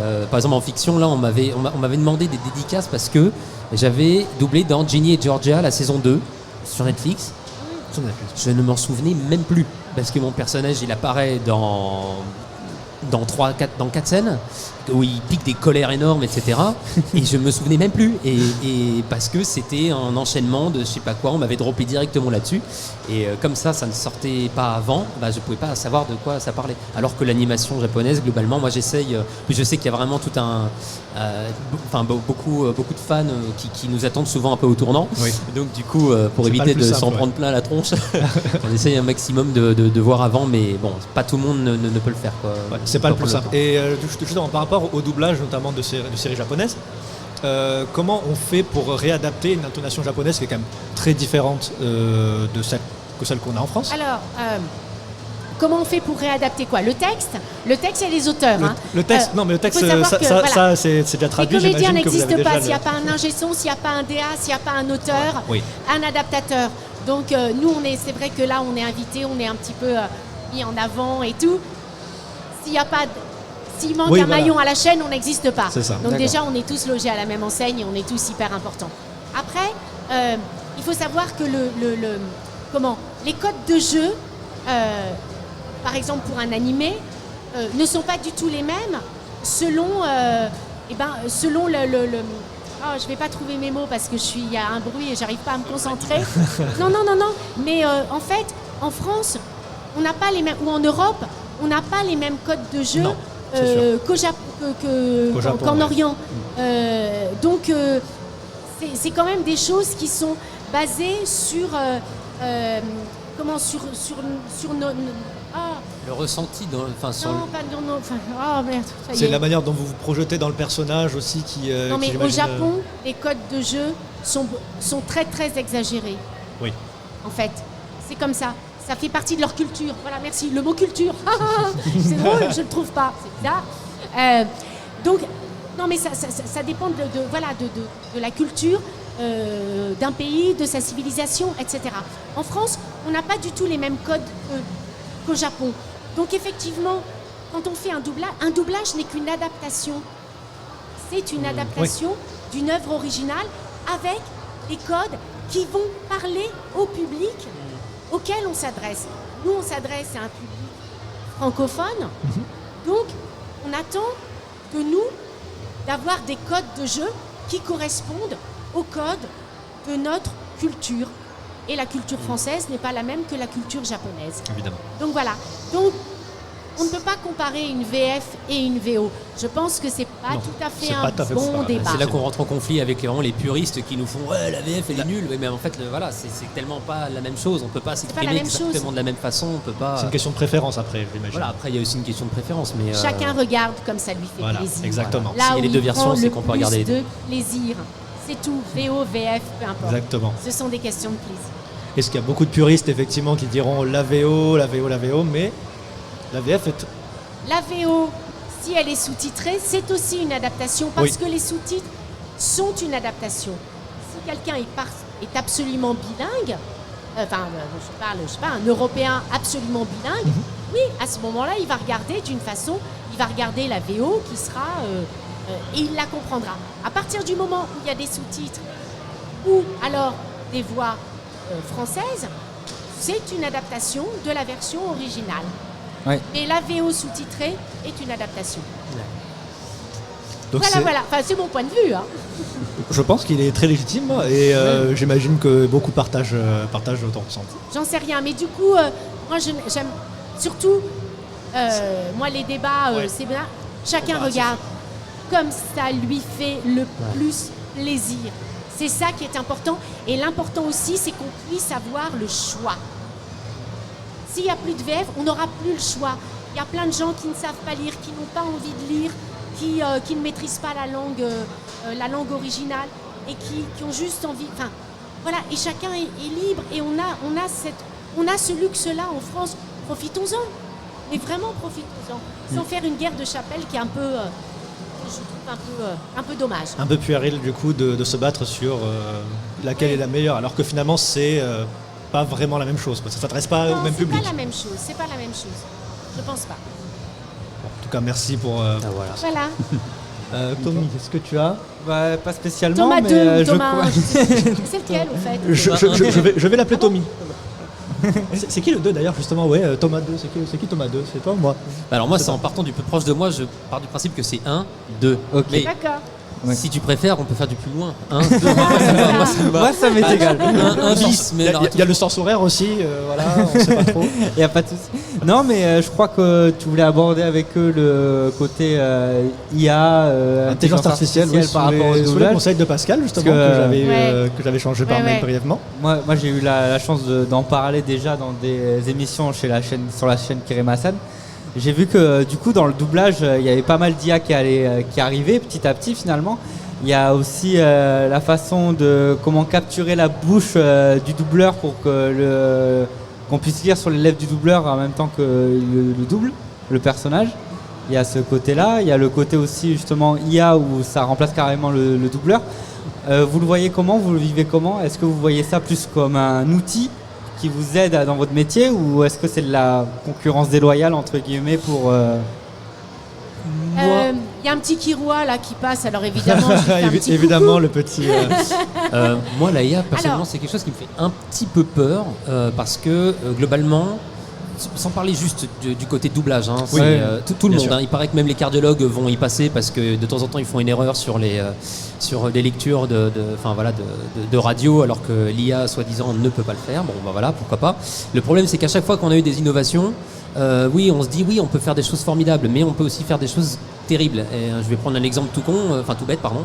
La poudre à canon.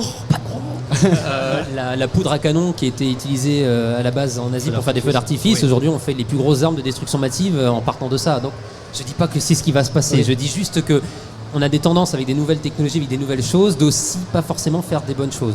Pour l'IA, pour revenir plus sur le doublage, je pense que le doublage tout de suite là, c'est pas encore assez au point. Moi j'ai déjà commencé à être démarché pour faire de la voix off, pour capter ma voix et donc du coup faire pour que les livres audio et tout ça, et de la voix off ça passe. Je pense que eux c'est plus en première ligne, sauf si tu penses que je me trompe là-dessus, mais Non, et t'as après pas le tort. doublage petit à petit va aussi prendre, parce qu'on est finalement c'est le jour où ce sera vraiment parfait, où on sera incapable, je ne sais pas si on en arrivera là, mais on sera incapable de dissocier un IA d'un humain. Un doubleur, Je pense que là, évidemment, pour les entreprises, ce sera parfait parce que ça coûte moins cher. Là, déjà, on nous enlève beaucoup de temps pour travailler. On a de moins en moins, c'est beaucoup moins confortable. Donc, il y a des qualités, des fois, on laisse un peu la qualité parce qu'on n'a pas trop le temps. Et donc, du coup, c'est toujours cette espèce de recherche de aller plus vite. Et donc, du coup, faire plus de bénéfices et donc plus de machins, etc. Donc, pour moi, l'IA, moi, je le dis, voilà, pour moi, c'est une catastrophe. C'est pas du tout bien et l'avenir n'est pas très réjouissant, je pense, pour nous. Ça, c'est Ok. mon avis. Parce qu'après, pardon, excuse-moi. Moi, je suis absolument nulle en technologie, en recherche, etc. L'IA est certainement une performance technologique formidable. Oui. Nous, en tant que comédiens, pratiquons spécialisés dans la voix, mais ce serait la même chose pour les photographes, donc pour de l'image, pour les dessinateurs, les animateurs, etc. Ce sont des métiers artistiques. Je ne comprends pas comment une démarche artistique, donc qui est quand même basée sur l'homme, sur sa capacité à créer quelque chose, peut être remplacée par des lignes de code. Ça n'a rien d'artistique. Donc moi, je me pose la question de façon éthique. Qu'est-ce que ça veut dire dans un truc artistique? C'est-à-dire que si moi, je vais sur Internet et que je dis « je veux avoir une image à la façon de Picasso, avec tel truc, et que je l'ai », oui d'accord, mais c'est pas Picasso. Qu'est-ce que j'en ai à faire? C'est une prouesse technique et formidable. Qu'est-ce qu'on en fait artistiquement? Et c'est ça qui me met excessivement en colère. C'est ça parce que la démarche artistique va être, je pense, balayée au profit de quelque chose de technique, technologique et rentable financièrement. C'est ça, c'est le maître et mot, je là-dessus, pense. c'est le pot de terre. J'ai peur que ce soit le pot de terre contre le pot de fer. Je n'ai rien contre l'IA à proprement parler. C'est Mais- l'utilisation. C'est incroyable, mais c'est incroyable ce qu'on arrive à faire aujourd'hui. Si elle enlève, si finalement elle dénature le travail, un travail artistique, elle va forcément de toute façon se nourrir de l'artistique. Oui. Et se pour base. après, elle se base là-dessus. Parce que si elle se base sur rien, c'est pas possible. Non, c'est ça. D'accord? Donc elle est alimentée effectivement par des voix. Comme tu dis, on peut être démarché à notre escient, on peut aussi nous piquer nos voix avec des contrats qui stipulent machin, etc. Et quelques comédiens à avoir fait partie d'une charrette où effectivement, voilà, nos voix ont servi pour des... Bon. Donc ouais, moi clairement ça me fait gerber, c'est tout. Et donc c'est ça. Après je peux pas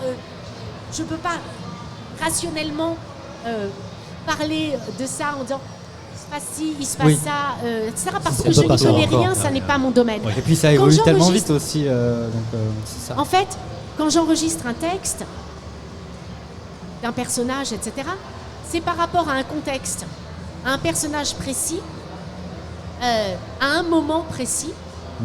C'est-à-dire, je sais pas, si je prends un exemple de Kiroy qui s'est fait il y a quelques années, peut-être que je l'aborderai un tout petit peu différemment quelques années après parce qu'on évolue, etc. Et c'est ça. Et c'est la somme de toutes ces contingences qui donnent des imperfections, mais qui donnent quelque chose d'unique. Qu'on puisse reprendre ça et à l'infini le faire, il n'y a plus d'âme. On va reprendre la phrase de Rabelais, quand même. Science sans conscience n'est que ruine de l'âme. L'IA, c'est une science, peut-être. Oui. Quelle conscience on y met pour que ça ne devienne...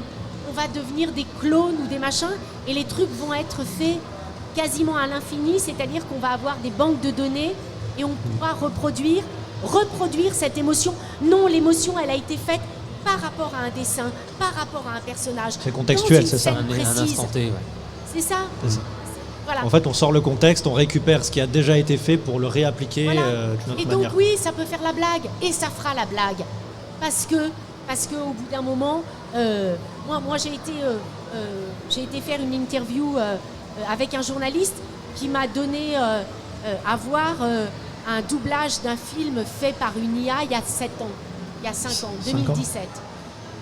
C'est irregardable, c'est inentendable, c'est vraiment à vomir. 5 ans après... Pas d'émotion. Non, pas d'émotion, rien. 5 ans après, il m'a fait écouter une autre chose qui a été faite en 2023.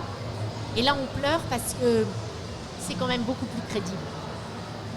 Ouais. Donc en 5 ans, ça n'a rien à voir. Ouais, ils ont beaucoup évolué en Donc, 5 ans déjà. Quoi. Le temps est exponentiel. C'est-à-dire que maintenant, il suffit de quelques années, etc. Donc moi aussi, je suis comme Seb, je suis assez pessimiste. Je dis, qu'est-ce qu'on peut faire pour ça? Si ce sont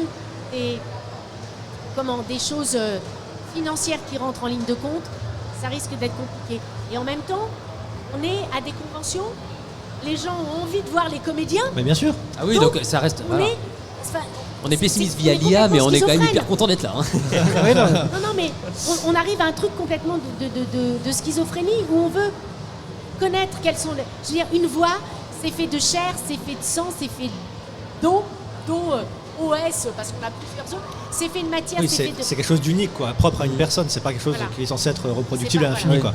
quoi. Donc, C'est un peu du vol d'identité finalement. Je pense que éthiquement, on doit se poser la question par rapport aux artistes. Si par exemple l'intelligence artificielle se base sur vos voix, par exemple demain pour faire quelque chose, à partir de quand déjà, pour moi, à partir du moment où elle se base sur une voix d'une personne qui n'est pas d'accord, c'est déjà du vol. Ah c'est du vol. Voilà, oui. Notre voix, c'est notre propriété intellectuelle. C'est ça, exactement. Donc on ne peut pas nous la voler. Si on nous la vole, bon, il y a eu un essai entre guillemets qui a été fait avec Emma Watson. On lui fait lire Mein Kampf. Bon, voilà. Oui, c'est un peu, en plus même pour l'image, c'est-à-dire qu'aujourd'hui, on peut mettre votre voix sur. On peut mettre notre voix sur n'importe n'importe quoi, quoi. derrière nous À ce écrire une moment-là, chose, c'est quoi. du vol et c'est avocat, etc. Mais il peut y avoir aussi des comédiens, chacun est libre, qui donnent leur accord pour que leur voix soit pour que leur voix serve et que leur voix serve sur des produits ou sur des choses dont ils n'auront pas la maîtrise. Et ils seront Qui seront juste définis par un bout de papier, donc un contrat, du coup on retire tout l'aspect humain finalement. Non, mais après, je crois que pour essayer de brouiller les pistes de vol de voix éventuellement, je crois qu'en fait ils veulent récupérer les informations, j'entends les voix des comédiens et des comédiennes, et après les mixer pour créer une voix entre guillemets un peu unique, pour pas justement qu'on reconnaisse le timbre d'un tel, de droit machin. ou de choses comme ça. Mais on a tous c'est- une façon particulière de parler, des phonèmes, des dentales, des choses, et ça nous appartient. Oui. Après, donc ça peut être imité, machin, ça peut être mixé avec d'autres pour se Oui, rapprocher. mais du coup, mixer, ça reste. Par exemple, c'est comme quand vous prenez une musique, si vous la mixez avec une autre, ça reste deux musiques ensemble. Finalement, c'est quand même de l'appropriation. In fine, de. Et là-dessus, il y a un vide d'art, juridique. finalement. Il y a un vide juridique. Voilà, et c'est là le problème. La technologie que se va basent plus les vite que. syndicats, C'est ça, c'est parce il que ça va faut trop vite en fait pour nous. légiférer. Donc, Nous tout seuls et dire on n'est pas d'accord, oui, et il faut légiférer. Parce qu'à un moment on nous dira vous n'êtes pas d'accord, mais on a le droit de le faire. Ah bon Alors, Ben, non, mais, ou alors, mais personne ne c'est nous pas dit ça qu'on que ne peut je pas le dis. faire du coup. C'est plutôt ça. Personne pour l'instant ne nous dit. C'est-à-dire qu'il y a un moment où on peut dire qu'on n'est pas d'accord, mais si finalement on n'enfreint pas une loi. Mais ça, on nous a Donc, pas dit c'est que vous aviez légiférer. le droit, mais derrière, personne ne nous dira rien si on le fait dans tous les cas. Donc, autant le faire, du coup. C'est un peu, effectivement, c'est le risque qu'on peut avoir Mais dans c'est ce un genre d'évolution. gros, quoi. c'est un gros. Oui, Gros dilemme. c'est un gros problème parce que Alors c'est l'IA par rapport à la voix, mais tout d'un coup c'est l'IA par rapport aux images aussi. Et c'est l'IA. Vous comprenez bien que moi je sais pas, on va prendre un homme politique éminemment connu mondialement qui va sortir, je sais pas, qui va faire des discours et des promesses électorales. Et ben tout d'un coup on prend sa voix et puis on lui fait dire l'inverse, l'opposé. Ça a déjà été fait, Ça a déjà été sur fait, mais tout d'un des coup, personnages politiques américains. On va dire mais non, mais c'est pas. Oui, mais ça a été fait de façon caricaturale en disant oui, mais attention, Voilà. on vous fait aimer, je sais pas quel chanteur français ou quel truc par rapport au métro parisien, etc. D'accord. Et tout d'un coup, c'est des débats d'idées. Enfin, je pense que personne ne serait content, personne ne serait heureux de voir que les propos qu'on Non. tient peuvent être repris, absolument détournés, et que ce soit présenté comme chose véridique ou vraie. Oui, voilà. On n'est pas l'avertissement, attention, c'est généré par une intelligence artificielle. Et même, je pense que, voilà, quand on parle par exemple de réappropriation de voix, pour votre cas notamment, ça serait aussi intéressant qu'aujourd'hui on ait la mention générée par une intelligence artificielle, parce que pour moi aujourd'hui la vraie valeur, comme vous le dites, c'est la valeur artistique, c'est la voix de la personne finalement. Il ne faut pas prendre le public, et là je vais essayer de faire attention puisque tu as dit un gros mot tout à l'heure, Seb. Donc il ne faut pas prendre le public pour un couillon. Oui, c'est ça. Voilà. Donc si ça se fait, mais que le public soit averti. Et le public, il a le droit de dire ça c'est de la daube et j'en veux pas. Bien sûr. Mais il faut qu'il soit averti. Oui, c'est ça le problème, c'est justement aujourd'hui. Voilà. Quand on achète un produit, théoriquement, on est prévenu ce qu'il y a dedans un minimum. Voilà, on nous dit ce qu'il y a dedans un minimum. Et bien là, qu'on nous dise comment c'est fait. Est-ce que c'est fait par des lignes de code? Aussi, finalement. C'est un produit de Est-ce que c'est consommation fait aussi. par des lignes de code ou est-ce que c'est fait par des comédiens en chair et en os? C'est tout. Après, je suis d'accord. là-dessus, déjà ça.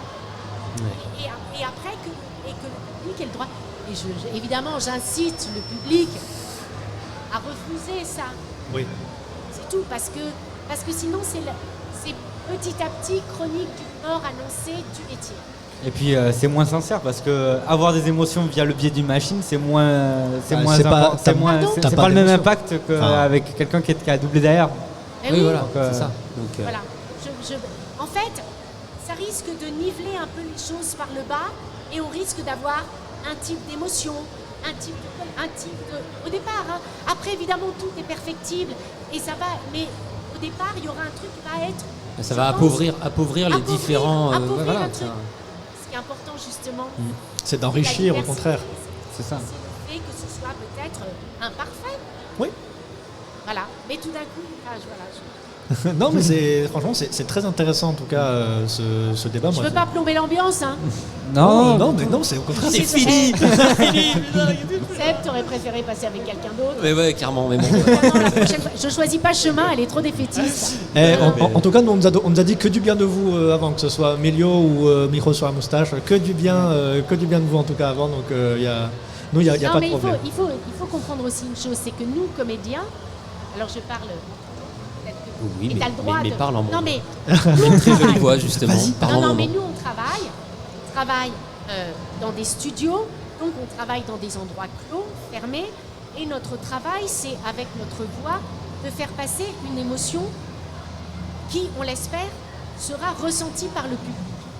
Et ces conventions, le public vient dire « j'ai apprécié, j'ai pleuré, j'ai ri, ça m'a ému, etc. » Donc pour dire, on a ressenti ces émotions, Oui. et donc on vient pour un échange et pour une rencontre IRL de ce qu'on a fait, où on est nous un peu déconnectés parce qu'on travaille dans l'ombre, avec des gens qui tout d'un coup ça les a touchés, X et Y raison, et on échange là-dessus. Et c'est pour ça que c'est important, ces conventions. C'est pour ça qu'on aime se déplacer. Et il y a des gens aussi qui peuvent dire j'ai pas compris ton travail sur tel truc, et il a le droit, hein. Enfin voilà, c'est pas. Mais c'est sur un échange d'émotions, donc sur un échange de ressenti. Oui. C'est ça qui est important. Quelque chose qui ne peut pas être, enfin qu'un ordinateur ne peut pas comprendre tout du moins quoi. Voilà, et c'est pour ça. S'il n'y avait pas ça, si ça n'allait pas sur le truc de l'émotion, franchement, moi j'ai une vie de famille, j'ai un chéri, j'ai une fille. Et les week-ends, je les passerai avec eux. Oui. Mais c'est parce que là, c'est riche de quelque chose. C'est-à-dire que nous, on a probablement inconscient, parce que plateau, nos personnages, les personnages à qui on a prêté nos voix, ont apporté quelque chose au public, et le public nous le rend. C'est un échange. La vie, ça n'est qu'un échange. Oui. C'est jamais à sens unique. En tout cas, c'était très intéressant, en tout cas, comme débat. À ce niveau-là, je sais pas. On pourrait parler plutôt pour changer un peu de sujet. Bien sûr. On peut parler plutôt un peu de vous, de votre parcours notamment, pour savoir un peu, parce que c'est vrai que nous on vous connaît quand même. En tout cas, à titre personnel, je vous connaissais assez peu avant de venir ici. Et du coup, votre parcours, comment vous êtes arrivé dans le métier? Est-ce que quelque chose vous a donné envie, ou est-ce que, un peu comme Grégory nous le disait avant, il y avait une porte ouverte, on est rentré, on a essayé, ça nous a plu. Alors moi, j'ai un parcours de comédienne. Oui. J'ai commencé à faire du théâtre à 11 ans. J'ai fait un petit tournage à 14 ans. Puis après, j'ai passé un concours national pour rentrer dans une école qui était l'école de la rue Blanche. J'ai eu un apprentissage théâtral essentiellement, aussi d'escrime, de danse, de chant, etc. Je suis davantage les cours de chant, comme ça, parce que toi, tu es plus calé en chant que moi. Mais bon, voilà. Et après, donc, je me suis destinée plutôt à une carrière théâtrale, avec quelques tournages pour la télévision. Et puis un jour, je jouais au théâtre, et je jouais avec des comédiens qui faisaient tous mes partenaires de scène faisaient du doublage, et donc leurs amis, directeurs artistiques, etc. sont venus les voir jouer. Et moi, j'étais la seule qui ne faisait pas de doublage. On m'a dit, tiens, ça t'intéresse? Et comme je dis, j'y suis rentrée par hasard, et j'y suis restée par plaisir. Parce que tout d'un coup... Mais je ne me destinais pas. Le métier, c'est aussi un métier de rencontre. Oui. Tout d'un coup, on va... le tout, c'est de créer. On crée avec notre voix, on crée avec notre corps, on crée avec... Peu importe. Le tout, c'est de faire voyager les gens. Mais je ne savais pas du tout que des choses pouvaient être doublées. En fait, je ne savais pas. Quand j'avais 15 ans, je pensais que Candy parlait en français, et même JR, ou je ne sais pas, parlait français. Donc je ne me suis jamais posé la question. Par contre, il y a des voix qui m'ont marqué. Ah. Oui, moi, il y a des voix qui me marquent, qui ont marqué mon enfance, qui l'ont bercé, même après ma vie d'adulte, chanteur, etc. La radio, j'ai énormément écouté la radio. Quand je jouais au théâtre et que je rentrais le soir après le théâtre, il y avait Macha Béranger sur France Inter, pour les sans-sommeil, qui avait une voix, machin. Et je rentrais chez moi et je m'endormais avec Macha. Donc, ce que je veux dire, c'est que la voix, oui, est fondamentale, est importante, mais je ne savais pas, et voilà, par hasard. Ouais, Et complètement par hasard. Un peu ce qu'on nous a dit avant, finalement. Bah oui, et du coup, ça me fait penser à une question. Et toi, Seb? J'avais une question, justement. Est-ce que, du coup, le fait d'avoir une longue carrière dans le domaine du doublage, ça n'a pas, un impact dans le domaine des nouvelles générations? Parce que maintenant, vu que le doublage, c'est un peu plus démocratisé que peut-être avant. Non, les gens en parlent plus. Oui, les gens en parlent plus parce qu'il y a les réseaux sociaux, parce qu'il y a la bulle Internet, etc. Avant tout ça, il y avait des voix iconiques et phénoménales. Micheline Prel, Roger Carrel, pour ne citer qu'eux, etc. qui sont les papes, les dieux du doublage. On en parlait moins parce que c'était moins devant. C'est pas parce qu'on en parle plus qu'on est meilleur. C'est pas ça. C'est très agréable qu'on en parle plus et on fait connaître notre métier. Mais voilà. Et par contre, on en parle plus, donc on a l'impression que c'est plus facile. Non, le doublage, ça reste la même chose. Il faut être comédien pour faire du doublage. Point barre. Okay. Il faut pas être influenceur. Il faut pas avoir des followers pour faire ça. Il faut avoir une base de comédien parce que on est Oui, c'est passer des émotions avec notre voix, il faut être capable de restituer ces émotions. Où est-ce qu'on va les faire? Il faut avoir travaillé sa voix. Je crois. Oui. Alors, je suis peut-être une vieille conne pour dire ça. Attends, moi, je crois que c'est ça. Et j'assume. Non, il faut être... voilà. Mais ça n'a pas changé. Simplement, on en parle un peu plus parce que les choses ont évolué, parce que la société a évolué, parce que c'est comme ça maintenant. Mais c'est pas... les gens ne sont pas plus talentueux maintenant qu'avant et peut-être moins. Non. Je ne sais pas. Non, mais bon. Parce que c'était. Et toi, comment t'es Ouais, non, nickel. Ah oui, comment t'en es exactement. venu Alors moi, Doublage. ça dépend, vous avez combien de temps encore? Parce que on va résumer tout ça. Moi, de base, Oh, je pense qu'on a encore un peu de temps. Y a pas de Ouais. souci. Ouais, on a encore un peu de temps. Ouais. Alors, je suis né Prends-le. Non, mais non, tout simplement, Le moi, micro thème, Seb. moi, je viens du théâtre aussi, évidemment. Donc moi, avant, j'étais en Amérique latine. Je suis en France depuis bientôt 11 ans. D'accord. Je faisais du théâtre là-bas, on jouait en espagnol et en français, on prenait des textes français qui avaient été traduits, etc. Bon voilà, je jouais là-bas. Puis on m'a dit, bah t'es de nationalité française, va en France. Ok, donc voilà, je suis venu à 20 ans en France, voilà, j'ai fait du théâtre, je suis passé par la Comédie Française pendant 4 ans. J'étais pas pensionnaire, j'étais comédien auxiliaire, donc j'étais appelé pour des spectacles durant le... Enfin voilà, j'étais libre de faire autre chose que la Comédie Française. Et puis, en fait, le doublage... venant de l'étranger, moi je connaissais les versions espagnoles, voilà. Et puis sinon il y a quelques films que je connaissais en version française, mais pareil que pour Pascal, pour moi c'était les acteurs qui parlaient français sur ce film et qui parlaient anglais sur l'autre film ou espagnol dans l'autre. Enfin, j'avais pas du tout la conscience que c'était un travail derrière. Après je suis arrivé ici, on m'a dit ouais tu verras le doublage c'est hyper fermé, le tente même pas. Bon bah j'ai même pas essayé.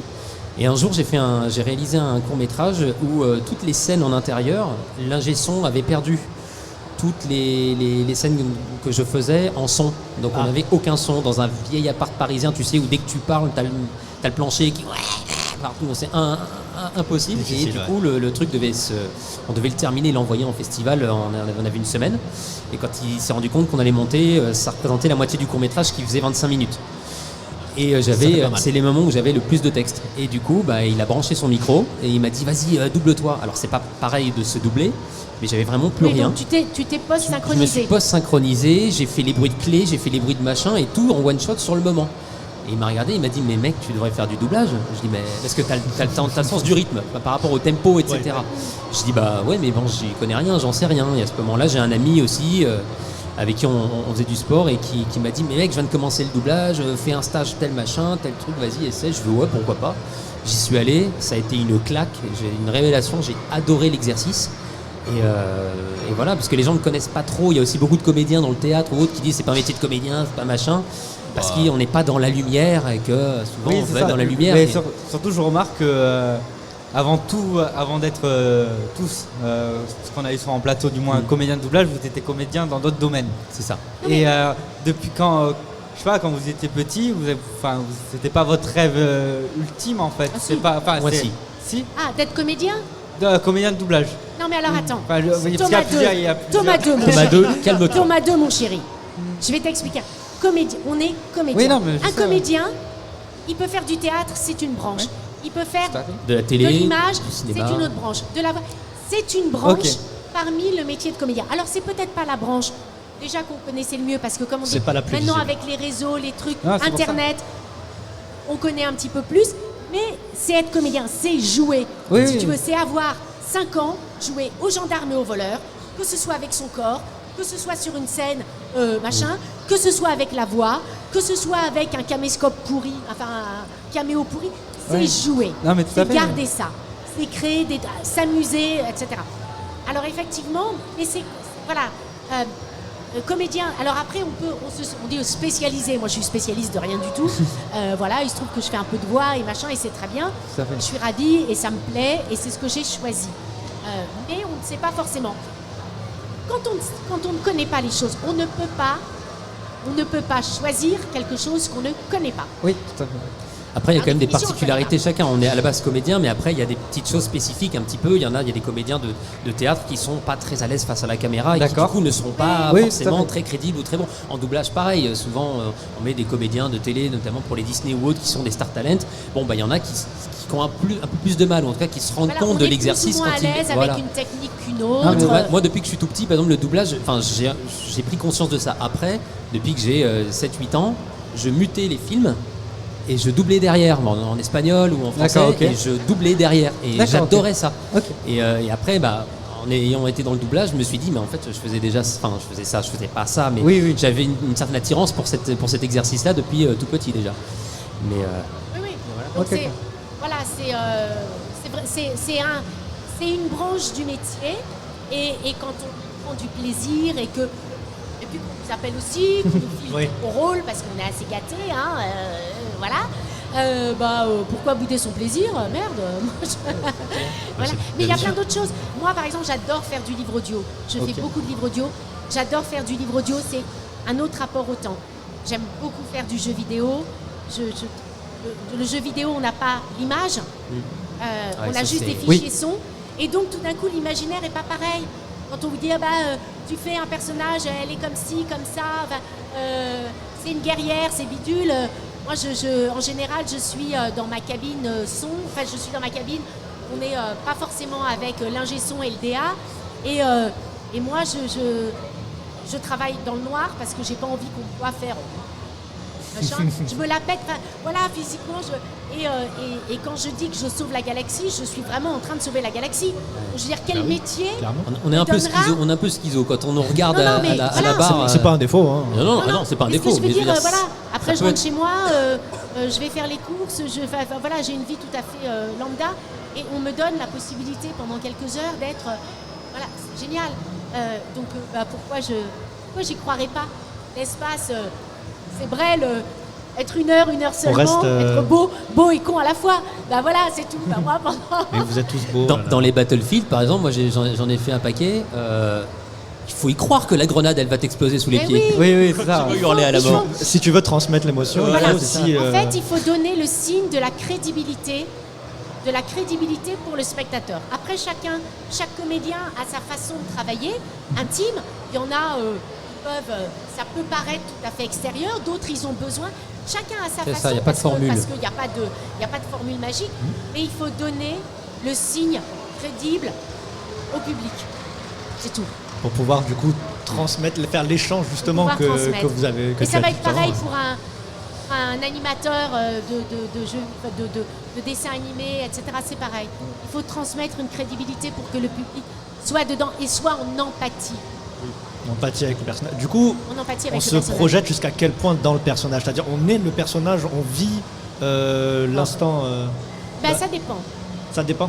Moi, je sais qu'au théâtre, souvent, enfin, je sais pas vraiment si c'est très différent, mais moi, je sais qu'au théâtre, tous les personnages, les rôles qu'on va incarner, qui sont peut-être un peu loin de nous, il y a malgré tout une part de nous. On ne peut pas inventer quelque chose de diamétralement, enfin, à 100% autre. C'est-à-dire que si je vais jouer un fou qui tue des gens, je dis pas que je vais tuer des gens, mais je dis juste que je veux dire c'est moi qui voilà, c'est de l'illusion, mais je veux dire je vais pas le faire de la même façon que toi par exemple qui va le jouer ou que Pascal qui va le jouer, mais c'est pas parce que je veux faire différemment, c'est qu'on est différent, donc on va avoir une approche différente, donc on nourrit forcément un peu. Moi par exemple j'ai fait un spectacle, je jouais c'était pas un SS, c'était un SA, donc c'est ceux avant la nuit des longs couteaux en 1932, 33, je ne sais plus, qui se sont fait massacrer, mais c'était des gros fachos qui massacraient les gens. Et je devais jouer au théâtre des trucs comme ça, je faisais des saluts nazis, des machins et tout, mais c'était horrible à faire, c'était horrible. Mais il fallait essayer de donner de la crédibilité et se dire, ok, je suis un mec comme ça en 1933, je n'ai pas le recul qu'on a, nous, à notre époque, etc.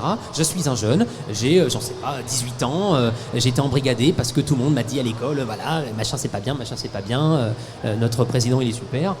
Et du coup, essayer de se nourrir de ça, mais il faut toujours garder un contrôle. Nous, je me souviens qu'à l'époque, quand on faisait les cours de théâtre ou tout ça, notamment par exemple pour les crises de larmes, il y en a pas mal qui savent très bien pleurer, mais il y en a qui perdent le contrôle et qui ne peuvent même plus s'arrêter. Mais à tout moment, il faut que le comédien ou la comédienne garde le contrôle sur ce qu'il fait, qu'il ne se perd pas complètement. C'est le paradoxe de Diderot, hein, le paradoxe du comédien de Diderot.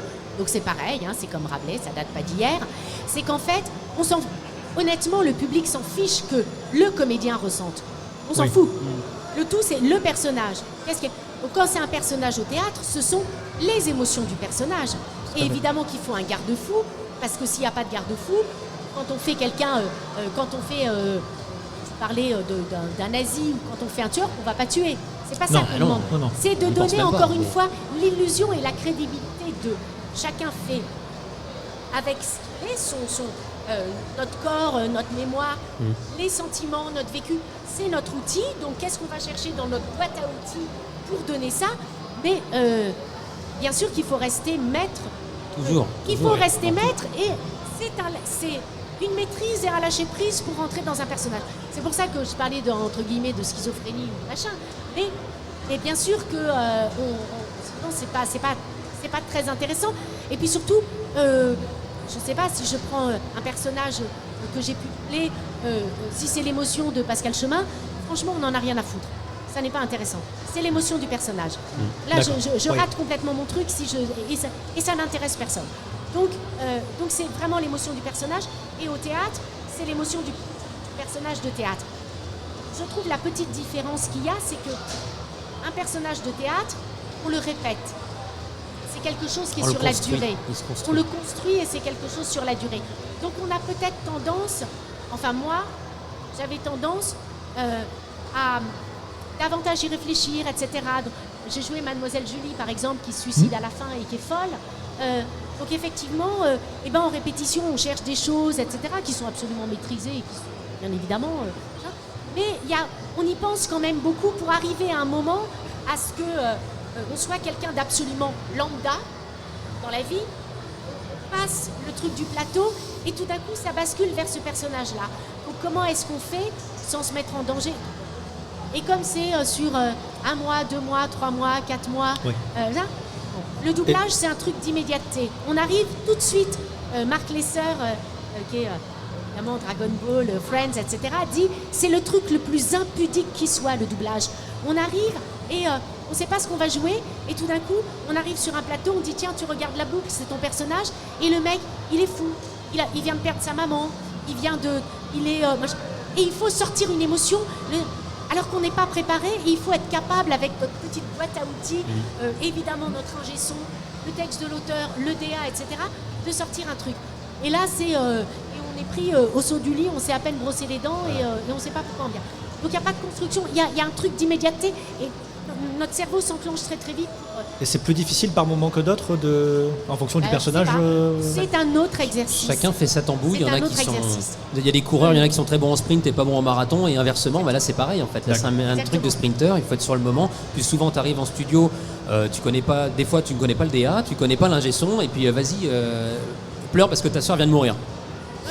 Oui, ok, je peux avoir une deuxième fois s'il te plaît. Et alors, après, pour faire appel à ça, à cette émotion du comédien qui est à restituer, moi personnellement, et ça c'est personnel, je vais en 2 secondes ou 3 secondes m'inventer dans ma tête un scénario abracadabrantesque que moi je pourrais, et qui est horrible, qui est horrible. Je pense que quand j'ai fait des mamans qui avaient perdu leur enfant, j'ai beaucoup pensé à ma fille, ce qui est horrible, elle le sait, parce que je l'aime. Non, mais voilà, en 2 secondes, mais parce que c'est mon moyen. Et je dis pas que c'est le meilleur, hein. Je dis pas, c'est ma façon de fonctionner à moi. C'est chacun met une partie de soi dans sa manière de... Il y a un côté improvisation un peu, du coup, quand on arrive en studio... Il y a un côté réactivité qui doit être très très fort, mais pour mettre en avant, encore une fois, le personnage.